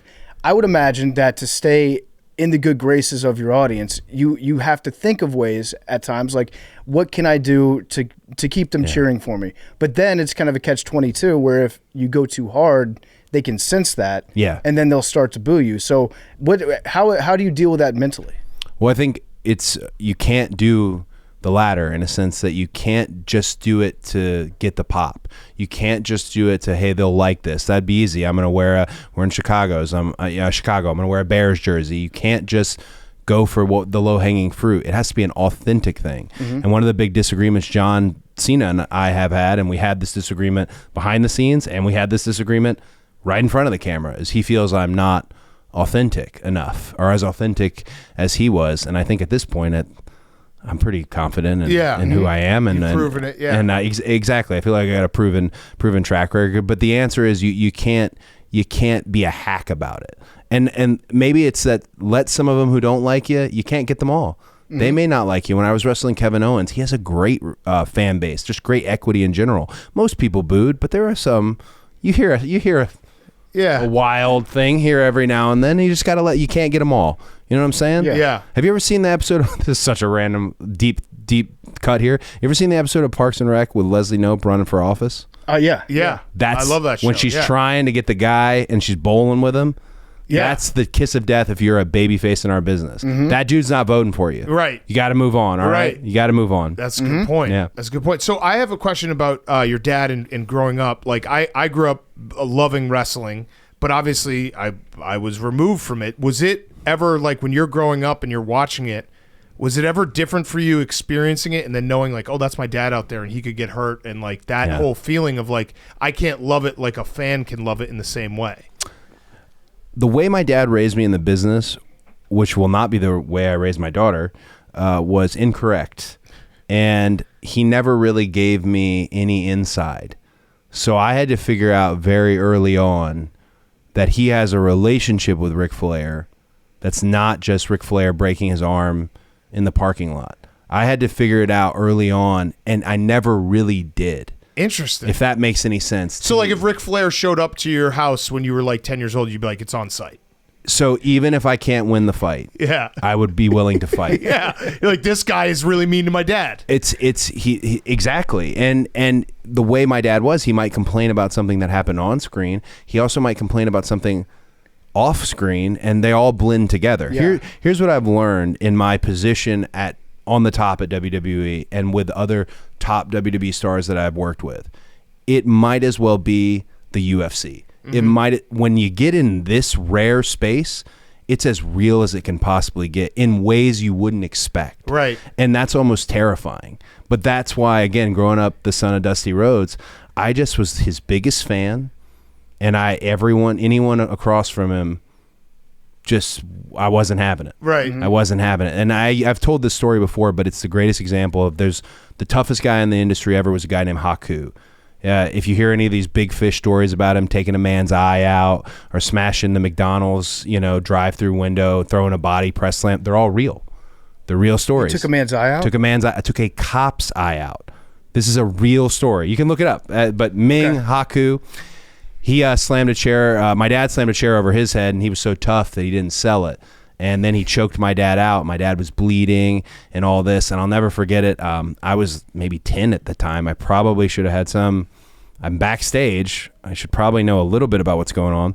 I remember I'm sitting there next to my dad, and he's bleeding, and he's got his knees all wrapped up, and Haku walked in, and I stood up. This is a man who's taking another man's eye out. And my dad just like shoved me back down on the chair right next to him in a way like, no. And he came over, and he was the sweetest human being ever. Oh, Dusty, thank you, legend. He helped him unwrap his knees, and he kissed him on the forehead. And he left. And I remember thinking, just so shocked. And instead of knowing the performance, my dad just looked at me and he said, there's different rules back here. We can't fight back here. And I bought it. Yeah. I thought, okay, that makes sense. That's incredible. That's fair, yeah. No, but it was, to me, there's that famous clip of the guy standing up saying it's still real to me. Yeah. That's just me. I'm just saying it in a more sophisticated fashion. Did you ever have a rebellious like teenage years where it's like your dad caught you like putting on a butterfly robe and you're like, what the fuck? You can't do this. He likes Ric Flair now? I was never rebellious against him. Right. But there were certain wrestlers that I would like that I could tell he's like, ugh. So he had to explain to me, I liked Hulk Hogan as a kid. And he had to explain to me that Hulk Hogan, and again, I thought this was just my dad talking, but he had to explain to me Hulk Hogan stole, and in the proper way stole. He was inspired by Dusty. He was inspired by Superstar. And I just thought that's a dad talking. Years later, Hogan tells me, I used to watch your dad in the Tampa Armory. I took everything from him. Oh my gosh. Shawn Michaels, we were just talking about him on my bus too. I was watching one of his matches. I thought Shawn Michaels was the coolest thing ever. I don't think my dad wanted his son at the time to like the guy with, chaps and hoop earrings, Yeah. and long hair, but I was in. Yeah. I was in on it. So he used me, I feel like, as a test. I'd watch and I'd tell him who I liked, and I could tell he would never try to sell me against my own joy Right. about things. But I could tell there were certain ones he thought like, what the. I raised them better. Why? than You know this. why? Yeah. Why this guy? But believe he's that's how I think that's how he kept young in the business. Yeah, it's Yeah. a great focus group. He knew like no, that's the guy for this generation. We'll get back to Cody Rhodes in a second. He's brought to you by Uber Eats, introducing Subway's Hot Honey Subs. Featuring Subway's Hot Honey Sauce, a perfect blend of sweet honey and a spicy kick, made with crispy chicken or piles of fresh sliced meat, loaded with melty cheese, fresh chopped veggies, topped with delicious hot honey sauce, a sweet and spicy flavor explosion. Subway also has two legends come together in a bold new way with Doritos, stacked with Subway's best toppings like steak or rotisserie-style chicken, fresh-cut veggies, 2 kinds of cheese, and legendary Baja Chipotle sauces. More toppings in every bite. A foot-long design means better coverage. No more fighting over the best loaded chip. We know it's all about the toppings. Doritos' bold crunch and flavor break out of the bag and onto a foot-long of nachos, loaded with quality ingredients for a legendary taste experience. Served warm in an easy-to-carry sleeve. Try it free. Get a hot honey footlong, that's hot honey pepperoni and provolone or hot honey chicken, free with a $25 minimum spend on Uber Eats. And don't forget to try Subway's new Dorito footlong nachos, topped with Subway's fresh ingredients for a limited time only. And now, back to Cody Rhodes. Were you Stone Cold or The Rock? Oh, Important question. so I was in the moment. I was Stone Cold. Okay. And in the moment, I was Stone Cold because stunning Steve Austin Yes. from WCW was on occasion my babysitter. Oh, On occasion, that's pretty bad. at Center Stage in Atlanta, and he was the nicest guy about it ever because he didn't really do a lot of babysitting as much as he'd sit me in the locker room and be like, hey, you want a soda? Yeah. Yeah, sure, Steve. All right, stay here, though. Don't go anywhere. My match is next, and then I'll be back. It was really basic, just keep an eye, because my dad Right. was running the show at the time. So when he was showing up in WWE and became the man and had this, I thought, that's Steve. That's my Stunning Steve. That's babysitter, my yeah. guy. Holy Yeah. So shit. yeah, I was with Steve early on, and then I feel like I love The Rock like everybody else did as well. Just, Yeah. he was so different and so unique. They really were great partners together. That you just basically described like 12-year-old me's dream. Stone Cold Steve Austin is my babysitter. Yeah. He was, and I had a lot of at Center Stage in Atlanta for WCW, at the Omni, at all the local UTC Chattanooga, all these local WCW shows. He'd always get me somebody to watch me, but Steve, I felt like, was one of the only ones that really took it serious. I love that. Like, I remember Sherry Martel one time was watching me. She was not watching me.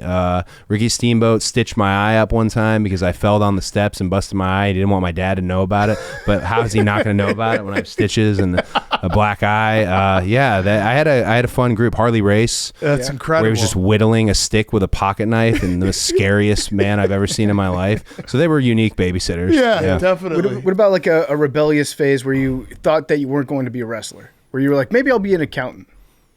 Never accountant, but I got a little worried when I was 18. Because when I was 18, I had a great amateur wrestling, folk style, freestyle wrestling career. And I was always wanted to be a wrestler. That was it. I didn't want to go to college. The plan was pro wrestling. But I thought I was going to be 6'5", like my brother. My brother is 6'5". Mm-hmm. We had the same foot. I thought, like, I'm getting there. Still not there, guys. So that was a concern for me. I went to L.A., Howard Fine's acting studio out there, and I thought, hey, maybe I can tell stories in a different way. Maybe wrestling, pro wrestling, those guys seem so big, not to realize that I'm pretty normal sized in our game now. But it took me a little while of realizing this is not for me. Acting, I didn't go on a single meeting. I had a great coach and I really enjoyed it. But wrestling is where I wanted to tell stories first. Yeah, you're back in acting. You're going to be the new Naked Gun, right? Yeah, I had a little cameo. That's pretty Love cool. that. I had a little cameo. I feel a little weird because they keep promoting me. You know what? I'm happy that they're promoting me. It's pretty cool. But Yeah. I got to do a scene with Liam Neeson. That's That's awesome. awesome. That's very cool. legend. That's the thing. And there's so many different things you could say, like Liam Neeson this movie, Liam Neeson this movie. I'm a diehard Star Wars fan, so this is Qui-Gon Jinn, man. It's Liam Neeson. Yeah. You know, like it's a yes. Yeah, No matter what. absolutely. But he was the coolest guy. He was and the way he was doing every scene, he'd take it a little differently. It was just cool to chop up with and learn from him just in that moment. It was very fun. Yeah, I just saw the trailer a second ago, and I can't remember the last time I laughed out loud at a trailer. Nice. This one did it. I'm in on this movie. Full LOL, huh? Full LOL. When they showed the picture of OJ, that's what did it for me. Oh, wow. Okay. Yeah, that was strong. Okay. Yeah. It was good. Sweet. Wait, so now that you've been the champion for a year and your story, some may say, it was completed. Yeah. Are you worried at all? Like, hey, what's next? Like, should bro, I have that piece of pizza? Bro, I could be sitting here peaked. Yeah. And not know it. I could just sit It's a pretty good peak, though. Yeah, it's a great peak, but it also is it's got to be a little bit scary to be like, what is next? Because you had such a great story arc to this point. I'm sure you'll find a way to tell more stories, but it's a reinvention almost again. I think it's especially with John, who was my legitimate mentor. I drove him around for 2 years and learned everything I possibly could from him. And now to have the situation where it's me versus John Cena in the WrestleMania main event is a wild teacher-student moment for me. But you have to win in those moments. Otherwise, the master was always the master, right? Right. Mm-hmm. For me, so much was done for me. I certainly have worked very hard, and I have a great team around me, and I try to work harder than anyone in the locker room. However, so many people at WWE have done so much for me that I feel like I have to keep going. Mm-hmm. It's crazy to me that my dad never got one WrestleMania main event, and now this is fourth for me, and the third headline match going on last. It's like a drug, though. I just got to find a way to get to another one, and the only way you can do that is beat John Cena. Yeah, which is why I can't have that pizza. Yeah, you can't have that pizza. Yeah. How do we feel about John Cena now? How should we feel about John Cena?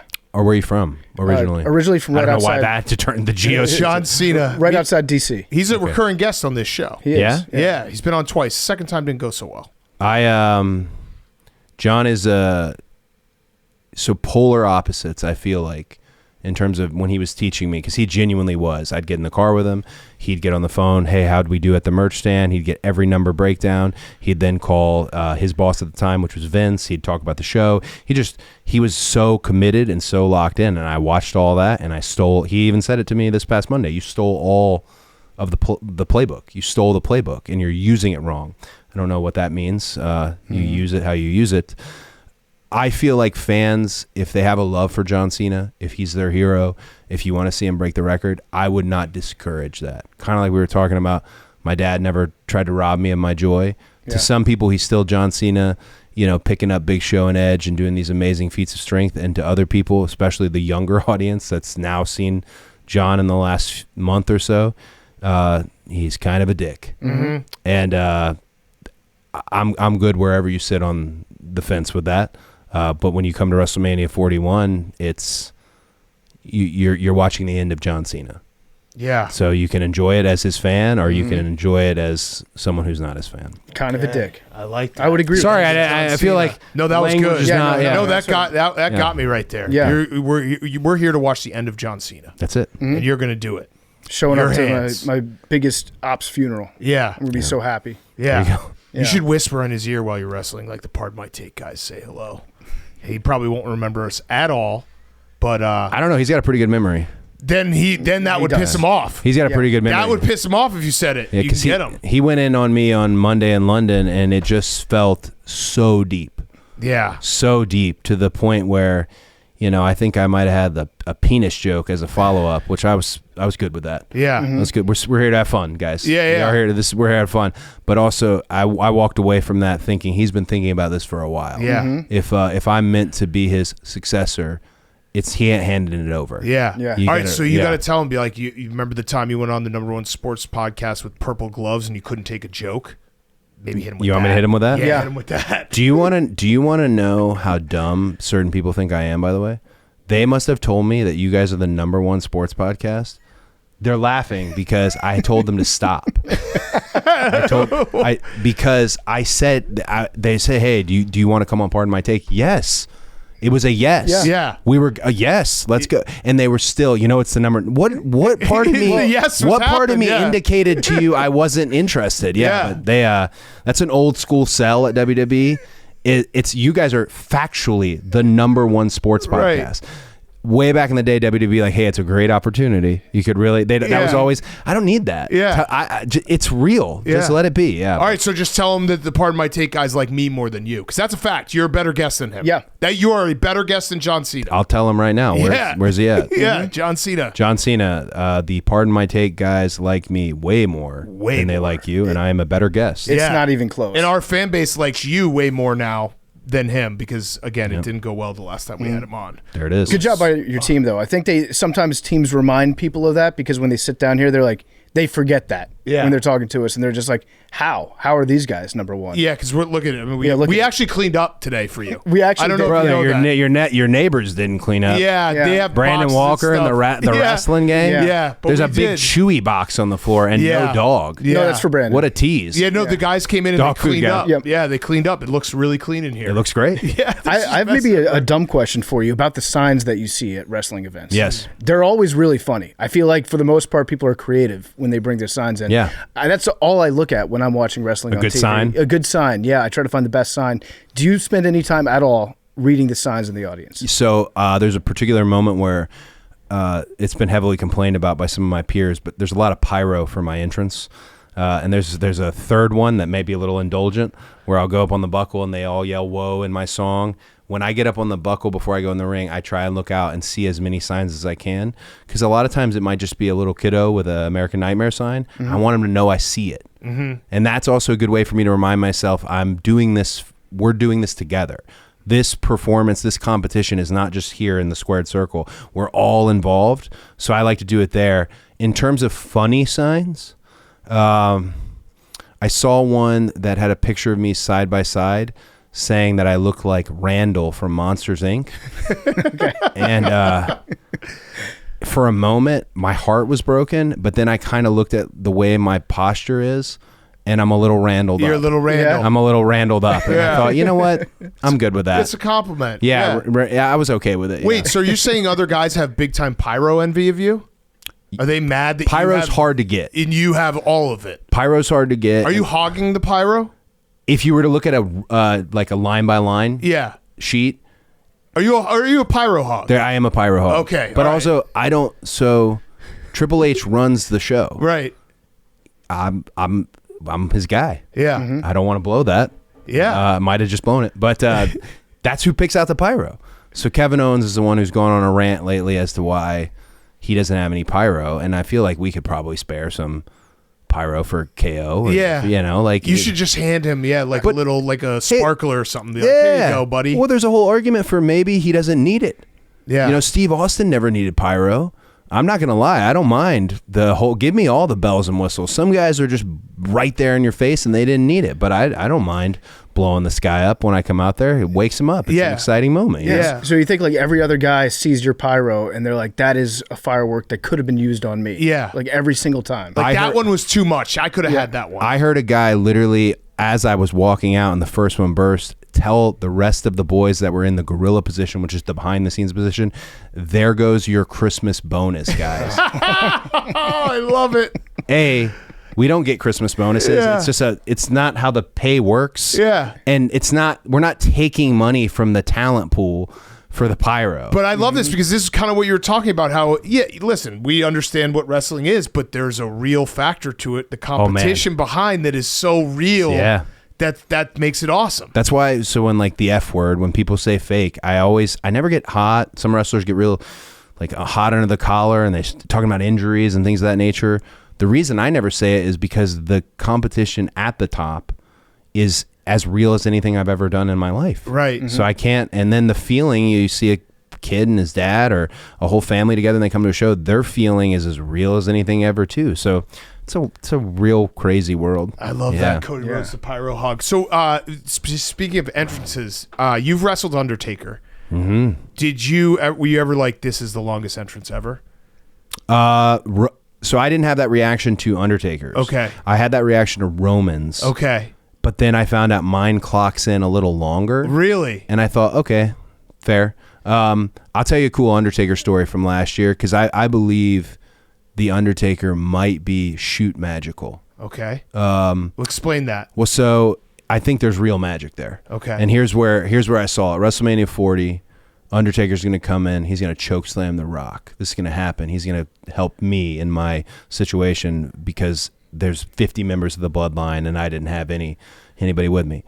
So the gong hits and then he appears, places their mind, and it's just the energy, you can feel it. And I'm kind of laying there half beat to death, but one of my eyes was open. He choke slams The Rock and he looks at me, and it never was on camera because he just looked back at me. I think he was looking to have a moment with me. I blew it basically because I'm just laying there half dead, and he literally just looked at me and went and winked, and then the lights went out.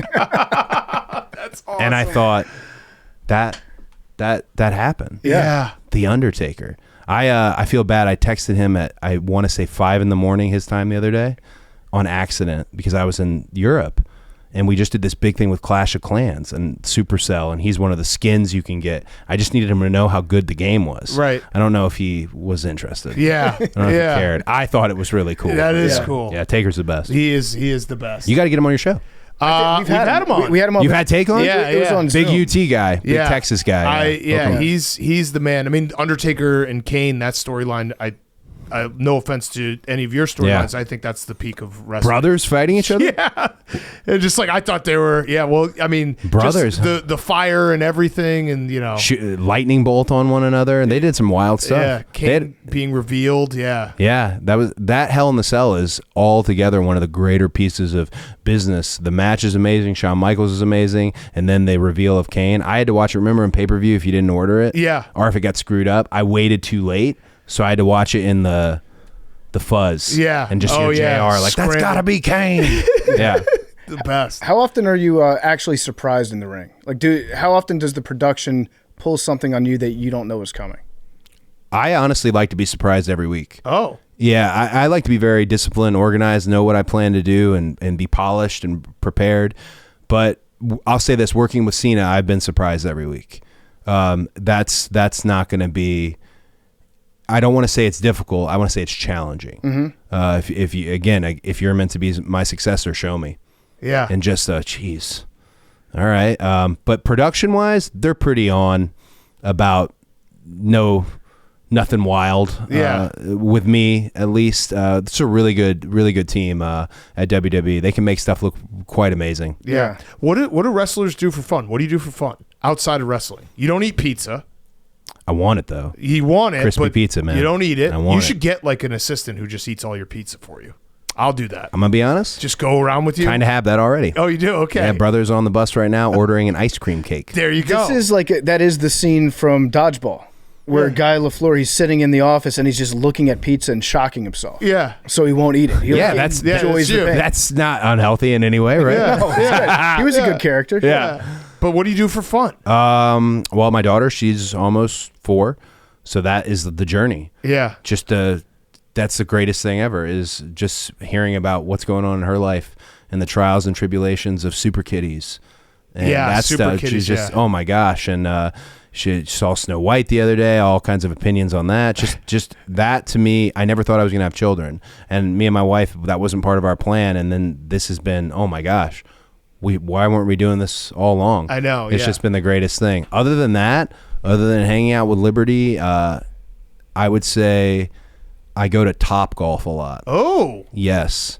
Okay. And I'm a slugger at Top Golf. Okay. I feel like a real golfer. Yeah. Yeah, and I try to dress the part and everything, but I'm not a golfer. Yeah. I'm a good little, Dress up like it. I'm a good little top golfer. I like that. Yeah. Top golf's very fun. So you smash it, you step up, you just man. hit driver. Oh yeah, and if somebody sets it where they're playing Angry Birds, they're effing up the whole flow. Yeah. Because that's not skill based. That's not Top Golf. Yeah, that's not Top Golf. That's not Top Golf. Thank you. It's not Wait, Top do you Golf. actually golf on a golf course? No, this is I just go to Top Golf. I'm just cranking. That's what I'm saying. I want to look the part. Yeah. And I would be ready. You start talking to, again, I mentioned kind of being in an office position. I'm always ready. Somebody asked me to go golfing. Yeah. I'm gonna fake it till I make it. Yeah. Man. I'm gonna go out there and do my best. Yeah. You bring your own clubs to Top Golf?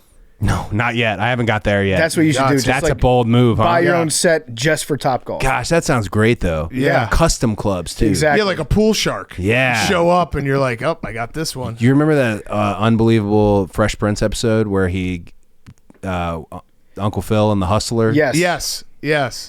It's a regular. This is a weird thing. You watch weird stuff when you're on the treadmill. Yeah. Weird things motivate you. Something about that scene makes me want to run through a brick wall. What does he name his pool cue?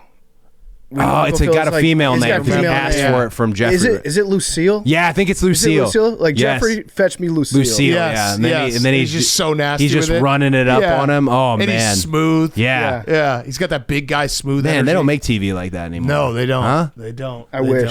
don't. All right. Well, this has been awesome. I got one last question for you. It's a rowback question. RHOBACK.com, promo code TAKE. 20% off your first purchase. Q-zips, polos, hoodies, joggers, shorts. I'm wearing the sweatshirt right now. Rowback.com, promo code TAKE. Okay, so we talked about your future in wrestling. Are you acting? Are we going to be? I know that you're in the new movie, but are we going to be like lead man Cody Rhodes? I'd love to get out there. There's some fun projects coming up. I'd love to get out there and tell stories that way for sure, and grow.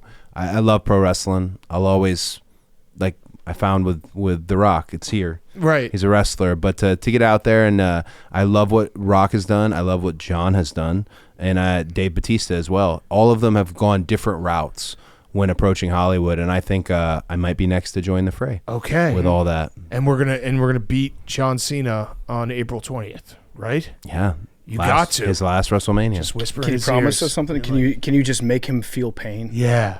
Put And him tell in pain. Tell him this I mean, is it's for part of naturally- my take. It's This naturally pretty painful, but Yeah. Yeah. extra pain. Extra pain. for pardon my take. This is for Okay. part of my take. Dial it up This- to 11. It's a little this one. PMT pain right here. Yeah. You know what I'm saying? Yeah. Yeah. I want him to One know. extra, you know? Yeah. He might get scared. He might be like, "Oh my god, Sneak he's gonna one, kill me." Sneak one in, you know? Yeah. Yeah. Kill him. Yeah. All right. Well, Cody, this has been awesome, man. We really appreciate you coming by. Thank you. A lot of fun talking to you, and good luck. April 19th, April 20th in Vegas. Be careful in Vegas. Can you go out after? Can you like enjoy yourself? So I've been to Vegas a bunch of times. Yeah. We were talking about the story earlier. I went from wrestling in Sam's Town, which is a local casino, which is a great, the Killers album is named after it, to Allegiant Stadium. I am Vegased out. Yeah. So it I'm- can do it to you. Yeah, I'm more worried about some of my peers. Okay. I need them to make it there Saturday and Sunday. Yeah. Okay. Do you have a fanny pack? I always loved No. wrestling. Like 90s try- wrestlers always had fanny pack. I assume it was. I tried shirt tuck, fanny pack, and dip. I tried Okay. to be a chewer. I threw up on the side of the ring at OVW, and CM Punk had to watch me and like basically while I threw up in a trash can. So that didn't work for me. Okay. And the fanny pack, I didn't have enough stuff. Wrestlers always have. There's like everything in there. It's a bottomless bag. What about more pyro? I could always get more. If you money. just have more pyro in your Yeah. face, like when the next time someone complains, they're like, "God, he's taking all the pyro." Be like, "Hey, buddy, look at this. Here's some Fanny black pack. cats. Hey, I got more pyro." Yeah. Oh, that's a great idea. Yeah. actually, yeah. Yeah. Yo, you thought I took all the pyro? Look at this. Yeah, got I extra had a little pyro. left over, bro. Yeah, they didn't know what to do with it, so I took it. All right, well, Cody, best of luck. Thank and, you. Stay champ. Yeah. Thank you. Thanks, man. Thanks, guys. That was great. That was great. Cody Rhodes is brought to you by No Bull. If you're going to work out, you've got to try out No Bull footwear. They're the best shoes, the most comfortable for both in the gym and on the go. With options across training and lifestyle, No Bull has options for everyone. I'm rocking my No Bulls right now. Wear them to work out, wear them to jog. They're great shoes. Not only are they super comfortable, they give great support, they're lightweight, but they look awesome. They're great looking shoes, perfect if you're working out, if you're on the gym or on the go. And exclusively for Part of My Take listeners, No Bull is offering 30% off your order. Visit nobullproject.com/PMT for 30% off your entire order. That's nobullproject.com/PMT. Get 30% off your entire order of No Bull. Fyre Fest is presented by Morgan & Morgan. Morgan & Morgan is America's top injury law firm. We all know that life comes at you fast. 1 minute something's going great. The next second, boom, crash, disaster. When you find yourself in the middle of your very own Fyre Fest, you just might need America's largest injury law firm in your corner. Morgan & Morgan has been fighting for the people and helping with your Fyre Fest for over 35 years. With Morgan & Morgan, it's easy to get started, and their fee is free unless they win. You can check them out at forthepeople.com/PMT. That's FORthepeople.com/PMT. Okay, Fyre Fest of the week. Let's get it going. get it Henry. poppin'. I don't think Henry has any Fyre Fest because you've been in such a great mood this week that it seems like you're really running on full cylinders here. Yeah. Actually, you know what? Let's go a different order this week. Max, do you have a Fyre Fest? I don't do Fyre Fest. Let's do one this week. Do you have a Fyre Fest, Max? I don't do Fyre Fest. Okay. You got fooled by America's top actor. Yeah. Yeah, and I hope this is the last we talk about it. I think that's the real takeaway is Jerry O'Connell's back. Yeah. The acting chops still got it. We're victims as well. True. We were victimized just like you, Max. I think me and Big Cat are actually the biggest victims here. Yeah. Disagree. Okay. Do you? How did the 24 hours? You said your mom called and made fun of you. Yeah, That my mom couldn't- called and made fun of me. How? Any other reactions from people close to you? Yeah, I got reactions from a ton of people. Yeah. I mean, you had the cross. Listen, did it suck for you? Yeah. Are you a moron? Yeah. I will say I got a lot of people who would text me as they were listening, being like, "Holy shit, you're going to the White House," and then being like, "Oh fuck." So they fell for it too. Yeah. But this was one of those moments that crossed over where, like, my friends in real life were like, "Holy shit, Max is such an idiot," and I was like, "Yeah, man, he's really dumb for that." But you put a smile on a ton of people's faces on Wednesday. That's a fact. Yeah, I'm happy for those people. Hank Was one of them. How is your beef with Hank going? I wish I thought of the pizza draft thing in real time. Yeah. That was a miss by me. What was Double- the first thing? This was gonna be my Fyre Fest, but what was the first thing I said to you on Wednesday? No idea. I apologize. I listened back. I yeah. said I was gonna listen back to make sure nothing was cut, and I remember laughing as hard as I did. I was like, "This was really funny." And then as I listened back, I was listening to myself, and I was like, chill out, Hank. Like, you're being an asshole. I sounded like an asshole. I felt bad, even though it did get the reaction that was funny. But I felt like I didn't think I was as mean as I sounded when I listened back. And I was like, no, dude, you just sound like an asshole. So my Fyre Fest is I was mean, and I apologize. Yeah. Well, also, Hank's Fyre Fest is reminding you that he does listen to the show. Yeah. That was a good way of putting that, Hank. And he wants credit for the apology. Yes. Well, no, that was going to be my Fyre Fest. It's like, No, yeah. he just want to listen back because he's a sicko, and he was like, Max sounded like an idiot. Let me go back and I relive that said moment in the of Max. podcast, I was like, because you were like, we're going to cut this. I was like, I'll make sure he doesn't. You or else knew I'm I gonna wasn't correct going to this. cut it. You never Hand know. up, I listened back twice. Yeah. You guys, but that had nothing to do with seeing if I was going to cut it. You just loved that moment and wanted to live through it again. No. Yes. I was laying in bed on Tuesday night, and I saw the podcast dropped, and I made my wife listen to it because I was like, "You got to hear this." Yeah, And well- it was worth it. But yeah, Also, my girlfriend listens to nothing. She didn't listen after the Eagles won the Super Bowl. She was like, "Oh, I got to listen to this." one." And I was like, "That." What'd she Everyone say? just likes to listen, likes to see me at my low points. And that's how I felt bad. I was No, like, you don't. Yes, Don't I say did. don't say that you feel Max bad. is a good guy. Why are you being such an asshole? I can tell you It still wasn't feel like bad. when I was like, dumb. You're so dumb. You're so dumb. It's like, that was mean. Yeah. It's been eating Hank up inside. Oh yeah, he's has guilty conscience. No, Max, Hank's never had any moments like that where he falls for a prank. Well, I the- wouldn't get that upset if I did fall for Oh it. yeah, No, I was yeah. gonna say. Here's the good news, Max. As long as you get over this prank, I would say within 2 years, you'll have gotten over it faster than Hank did with the pizza Mount Rushmore. 'Cause Yeah, Hank so- was mad about it for legitimately 2 full years. You know why Hank's been in such a good mood recently? Because this is as far away from Mount Rushmore season as we can possibly get. Once we get back into Mount Rushmore season, he just becomes pissed off all the time. That's true. Yeah, I mean, different circumstances, but I still, it is Double what it is. olives. You know what? I was actually looking back at the Mount Rushmore pizza toppings. This is how I know that I'm getting a little bit old. The combination of ham, green olives, black olives, and mushrooms, like that actually sounds like a pretty Yeah, good it pie. does. I think we did it another Billy time. and Jake saying oregano with their Oregano. oregano with their number 2 overall pick. And then I did the whole, I thought you took sausage. How to get back to Hank? Oh my God. Hank had everything.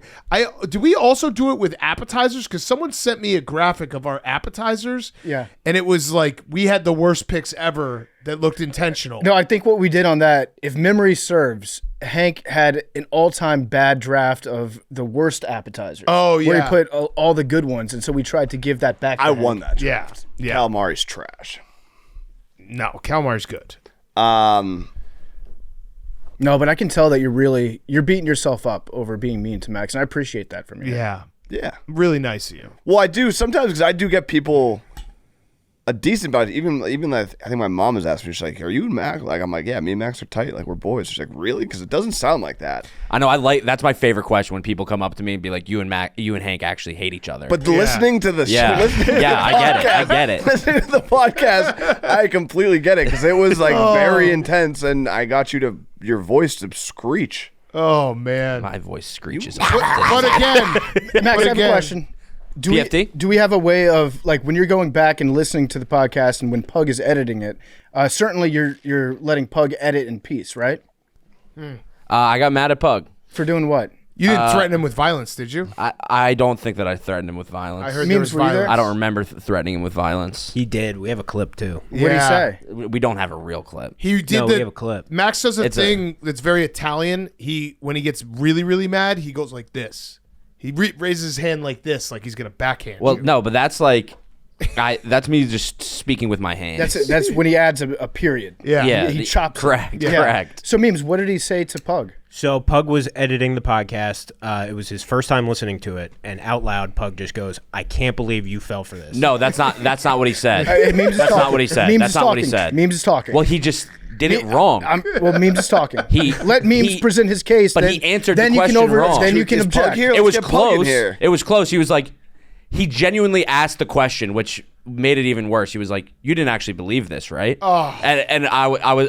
It was when I was the most heated about it. That's what Memes just said. And He said, no, because the way that Memes portrayed that was he was mocking me, but he wasn't mocking me. He was genuinely asking the question. Not mocking. Which made it me even more angry. And then when I told him to shut up, he just kept asking, being like, "No, like you said it. Like this is all." He was like, "This is all a joke." Like He was trying to have your back. kind of, but it made me He had your more back too angry hard. because he couldn't possibly fathom. He was like, surely That- after he said Hamas, you knew it was. Yeah.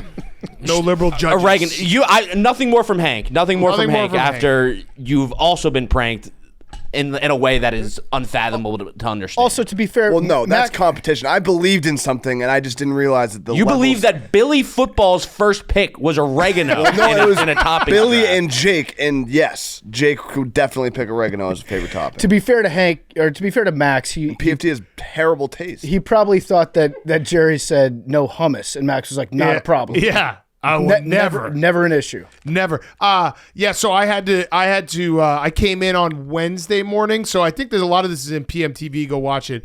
I came in Wednesday morning and I said hello to the boys, and they're like, "Did you hear Max threaten Pug with violence?" So I had to call Max. I had to lay down the law. There's no threatening of violence to Pug. Everyone in this room can threaten violence to each other. That's a totally fair thing. I think that's a good, healthy working relationship. If every now and then we're like, "I want to beat your ass," but Pug, he's too precious. We cannot touch Pug. So Max agreed. No more threatening violence towards Pug. Fair? But Pug also was like, Fair. I was like, "Did he threaten you?" He's like, "Kind of." And I was like, "How'd that make you feel?" He's like, "Well, he is my boss." I was like, "That's bad." Yeah, no, I should have done that. Yeah. I was mad. Yeah. You hate dogs. Yeah. I have a dog. But credit to Hank for saying sorry to you.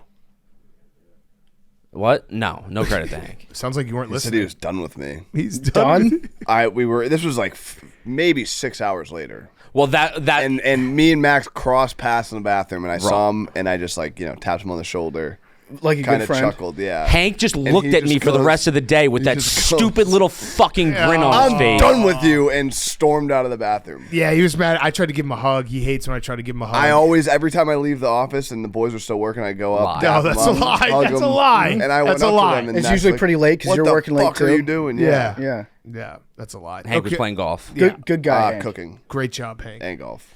All right, PFT. Good friend, even better coworker. That's what we say about Hank. My Fyre Fest of the week, it's all Blake related this week. So on Sunday, took Blake to a dog training class because we're trying to work on some of his behavior issues. And at the start of the class, the trainer went around the room and she said, "Everybody here, please introduce yourselves. start with the pronouns. I thought she meant Blake, the dog. Mm-hmm. And I think he's he, him, is what I think. That was an awkward moment for myself. And then later on this week, I picked him up from daycare. Wait, what does it matter? What do you mean? Like, why was it awkward? Because the dog, I don't know. She wasn't actually asking for the dog's pronouns. But she was asking for yours. She was asking for our pronouns. Got it. But you're still he, him. Yeah, but when I look at Blake, I'm like, I thought she was talking about introducing Blake. Mm-hmm. Did you introduce Blake as he, him? I started to. Got it. And then I realized it halfway through, and it was very awkward and very embarrassing for me.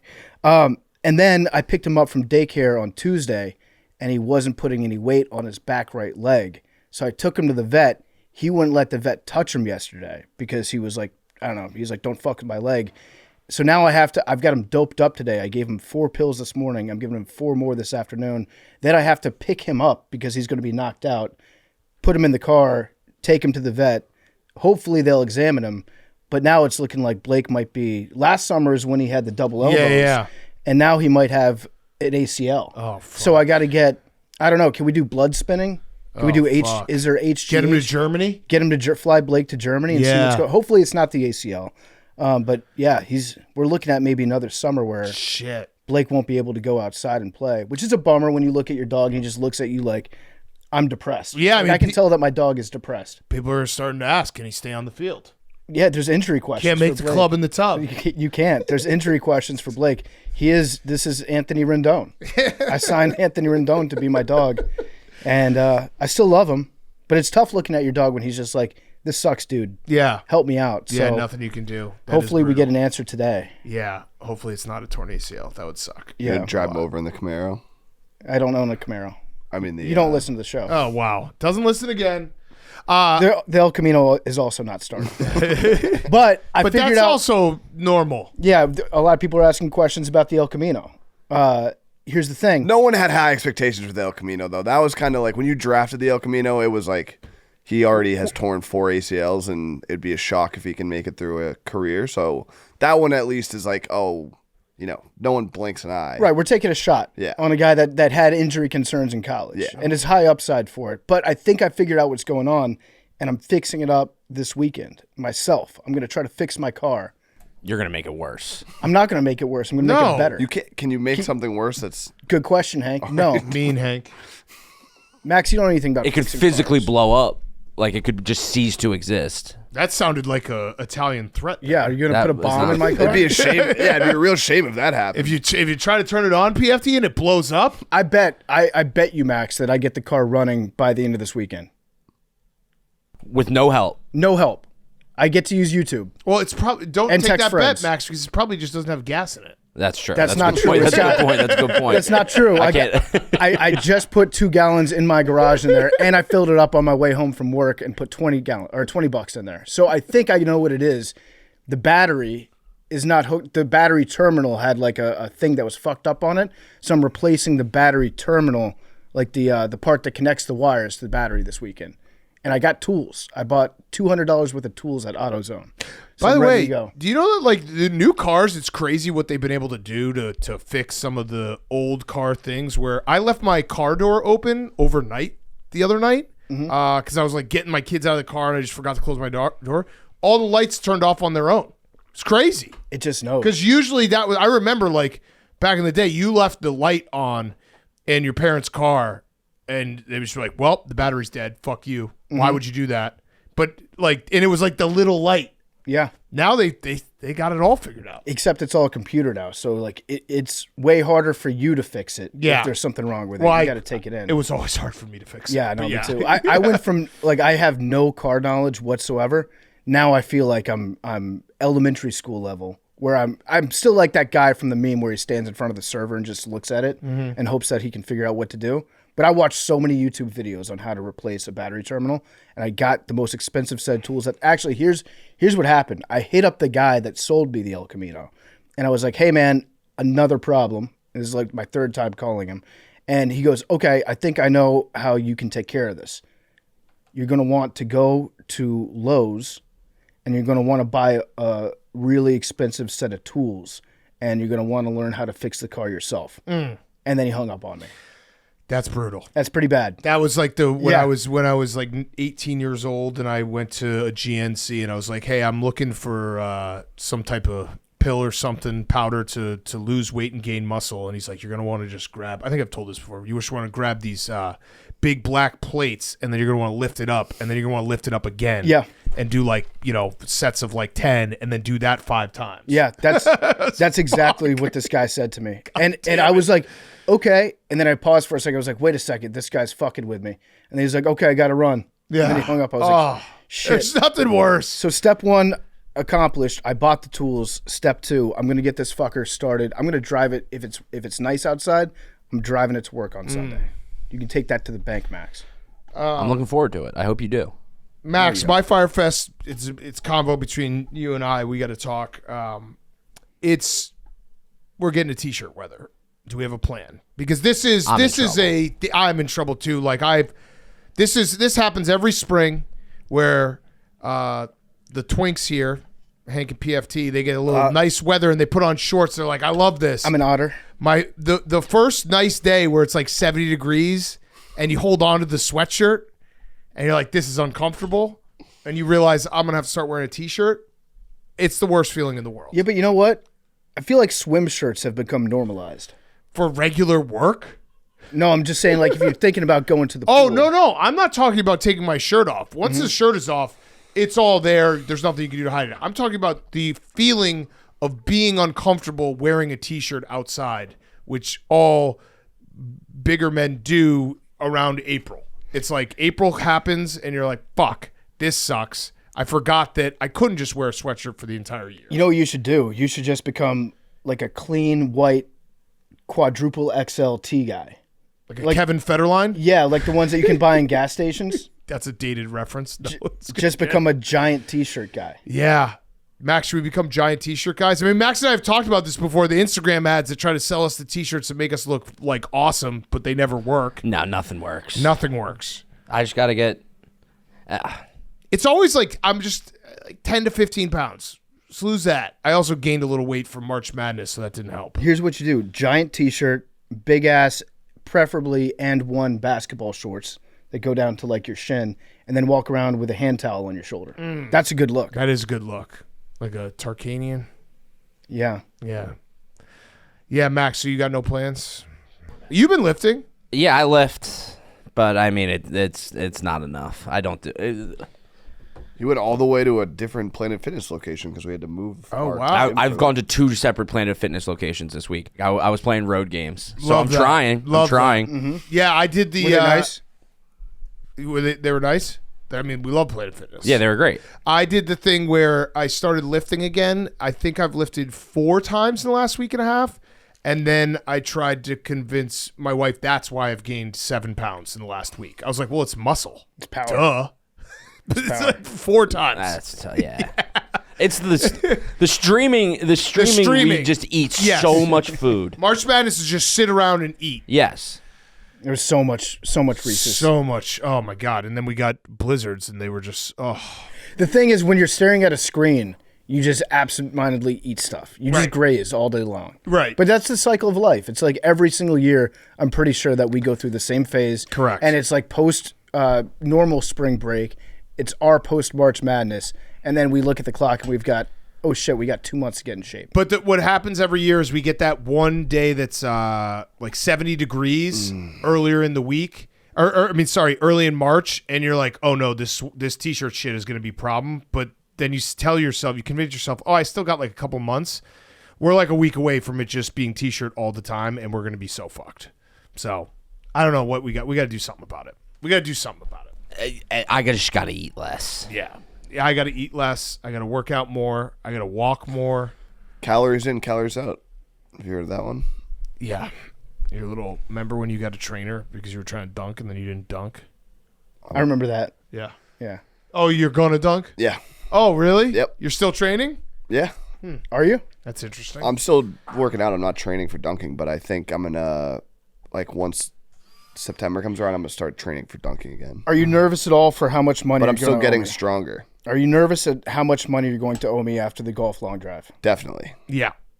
That's a lot. Yeah. Could be a lot. Yeah. A lot of cash. I'm Cash nervous about it. I've struggled with that because if I outdrive Hank by like 30 yards, am I actually going to be able to collect $30,000 from Hank? Yeah. Jack McCarthy owes me $19,000 right now, so Yep. I'm going to collect that. Coming for that. Call your daddy, Jackie. Nova won their first crown game. Yeah. But this also Shout out is Mike Nardi. this is also going out on Friday, so Oh, we yeah. don't know. That would suck if they lost tonight. All I said was they won their first game. They did. They won their first game. That's a fact. Yeah. All right, numbers. 4. Whoa! 3. I'm getting it. 1. I hope Also, we got to play more hoops. Yes, we do. 91. I'm thinking Monday afternoon hoops. Monday afternoon, we do morning. Yeah. I like Monday. Yeah, Monday sounds great. I'll go 73. Get in here, Pug, quick. Neem's going 4. I'm going to Sorry, get Pug. 15. Oh, I hope, No, you aren't. I hope 3 hits so hard right now. 93. Did you say 90? I said 91, I Shane, what's up? You got a problem? You staring at it? Shane's looking at it all weird. Shane, you got a problem? You got a problem? You got a problem, Shane? Problem? You looking at it weird? think. Hey, Pug, do you feel safe at work? Pug, do you feel safe at work? Do you feel safe at work? Me and Max squashed the beef, so things are better now. Yeah, but it was- that's kind of like someone's got a gun to your head. And you're like, hey, I got no problem with him. Like you could tell us, like, pretend Max isn't here. Max, take Are your you headphones worried off. about? Are you worried about it? if he gets that mad again, there's no telling what he could do. Yeah. There's- See? Yeah, there's a small worry. Do you feel Small for worry. your safety? No one can get him that mad again. I That's- feel like we're gonna walk in one day and Pug's gonna have like a black eye. Like, Pug, what happened? He's like, oh no, I slipped. Or he'll It's be fine. like, I said some things I shouldn't have said. Yeah, He'll I blame fell down the himself. stairs. It's fine. It's fine. It's not Max's fault. Pug, we're here for you, okay? We could beat the fuck out of Max, all of us combined. That's a fact. We almost had to do that. Yeah. Yeah, there should be a safety word. Actually, you know what? I'm gonna get you a taser, Pug, in case he ever comes at you again. You can tase him, and if he steps to you a little threatening, tase his ass. Okay? 'Cause Okay. goddamn, would that clip be incredible? Pug, if you're ever around Max and he's making you feel unsafe, like he might hurt you, let's think of a word we can say. Maybe meatball? I like that. Okay. I Meatball? like meatball. That might get him hungry though. Yeah. Well, that'll distract him. Yeah, true. Meatball. I want to go outside. Somebody say meatball? Love you guys. This is Patrick.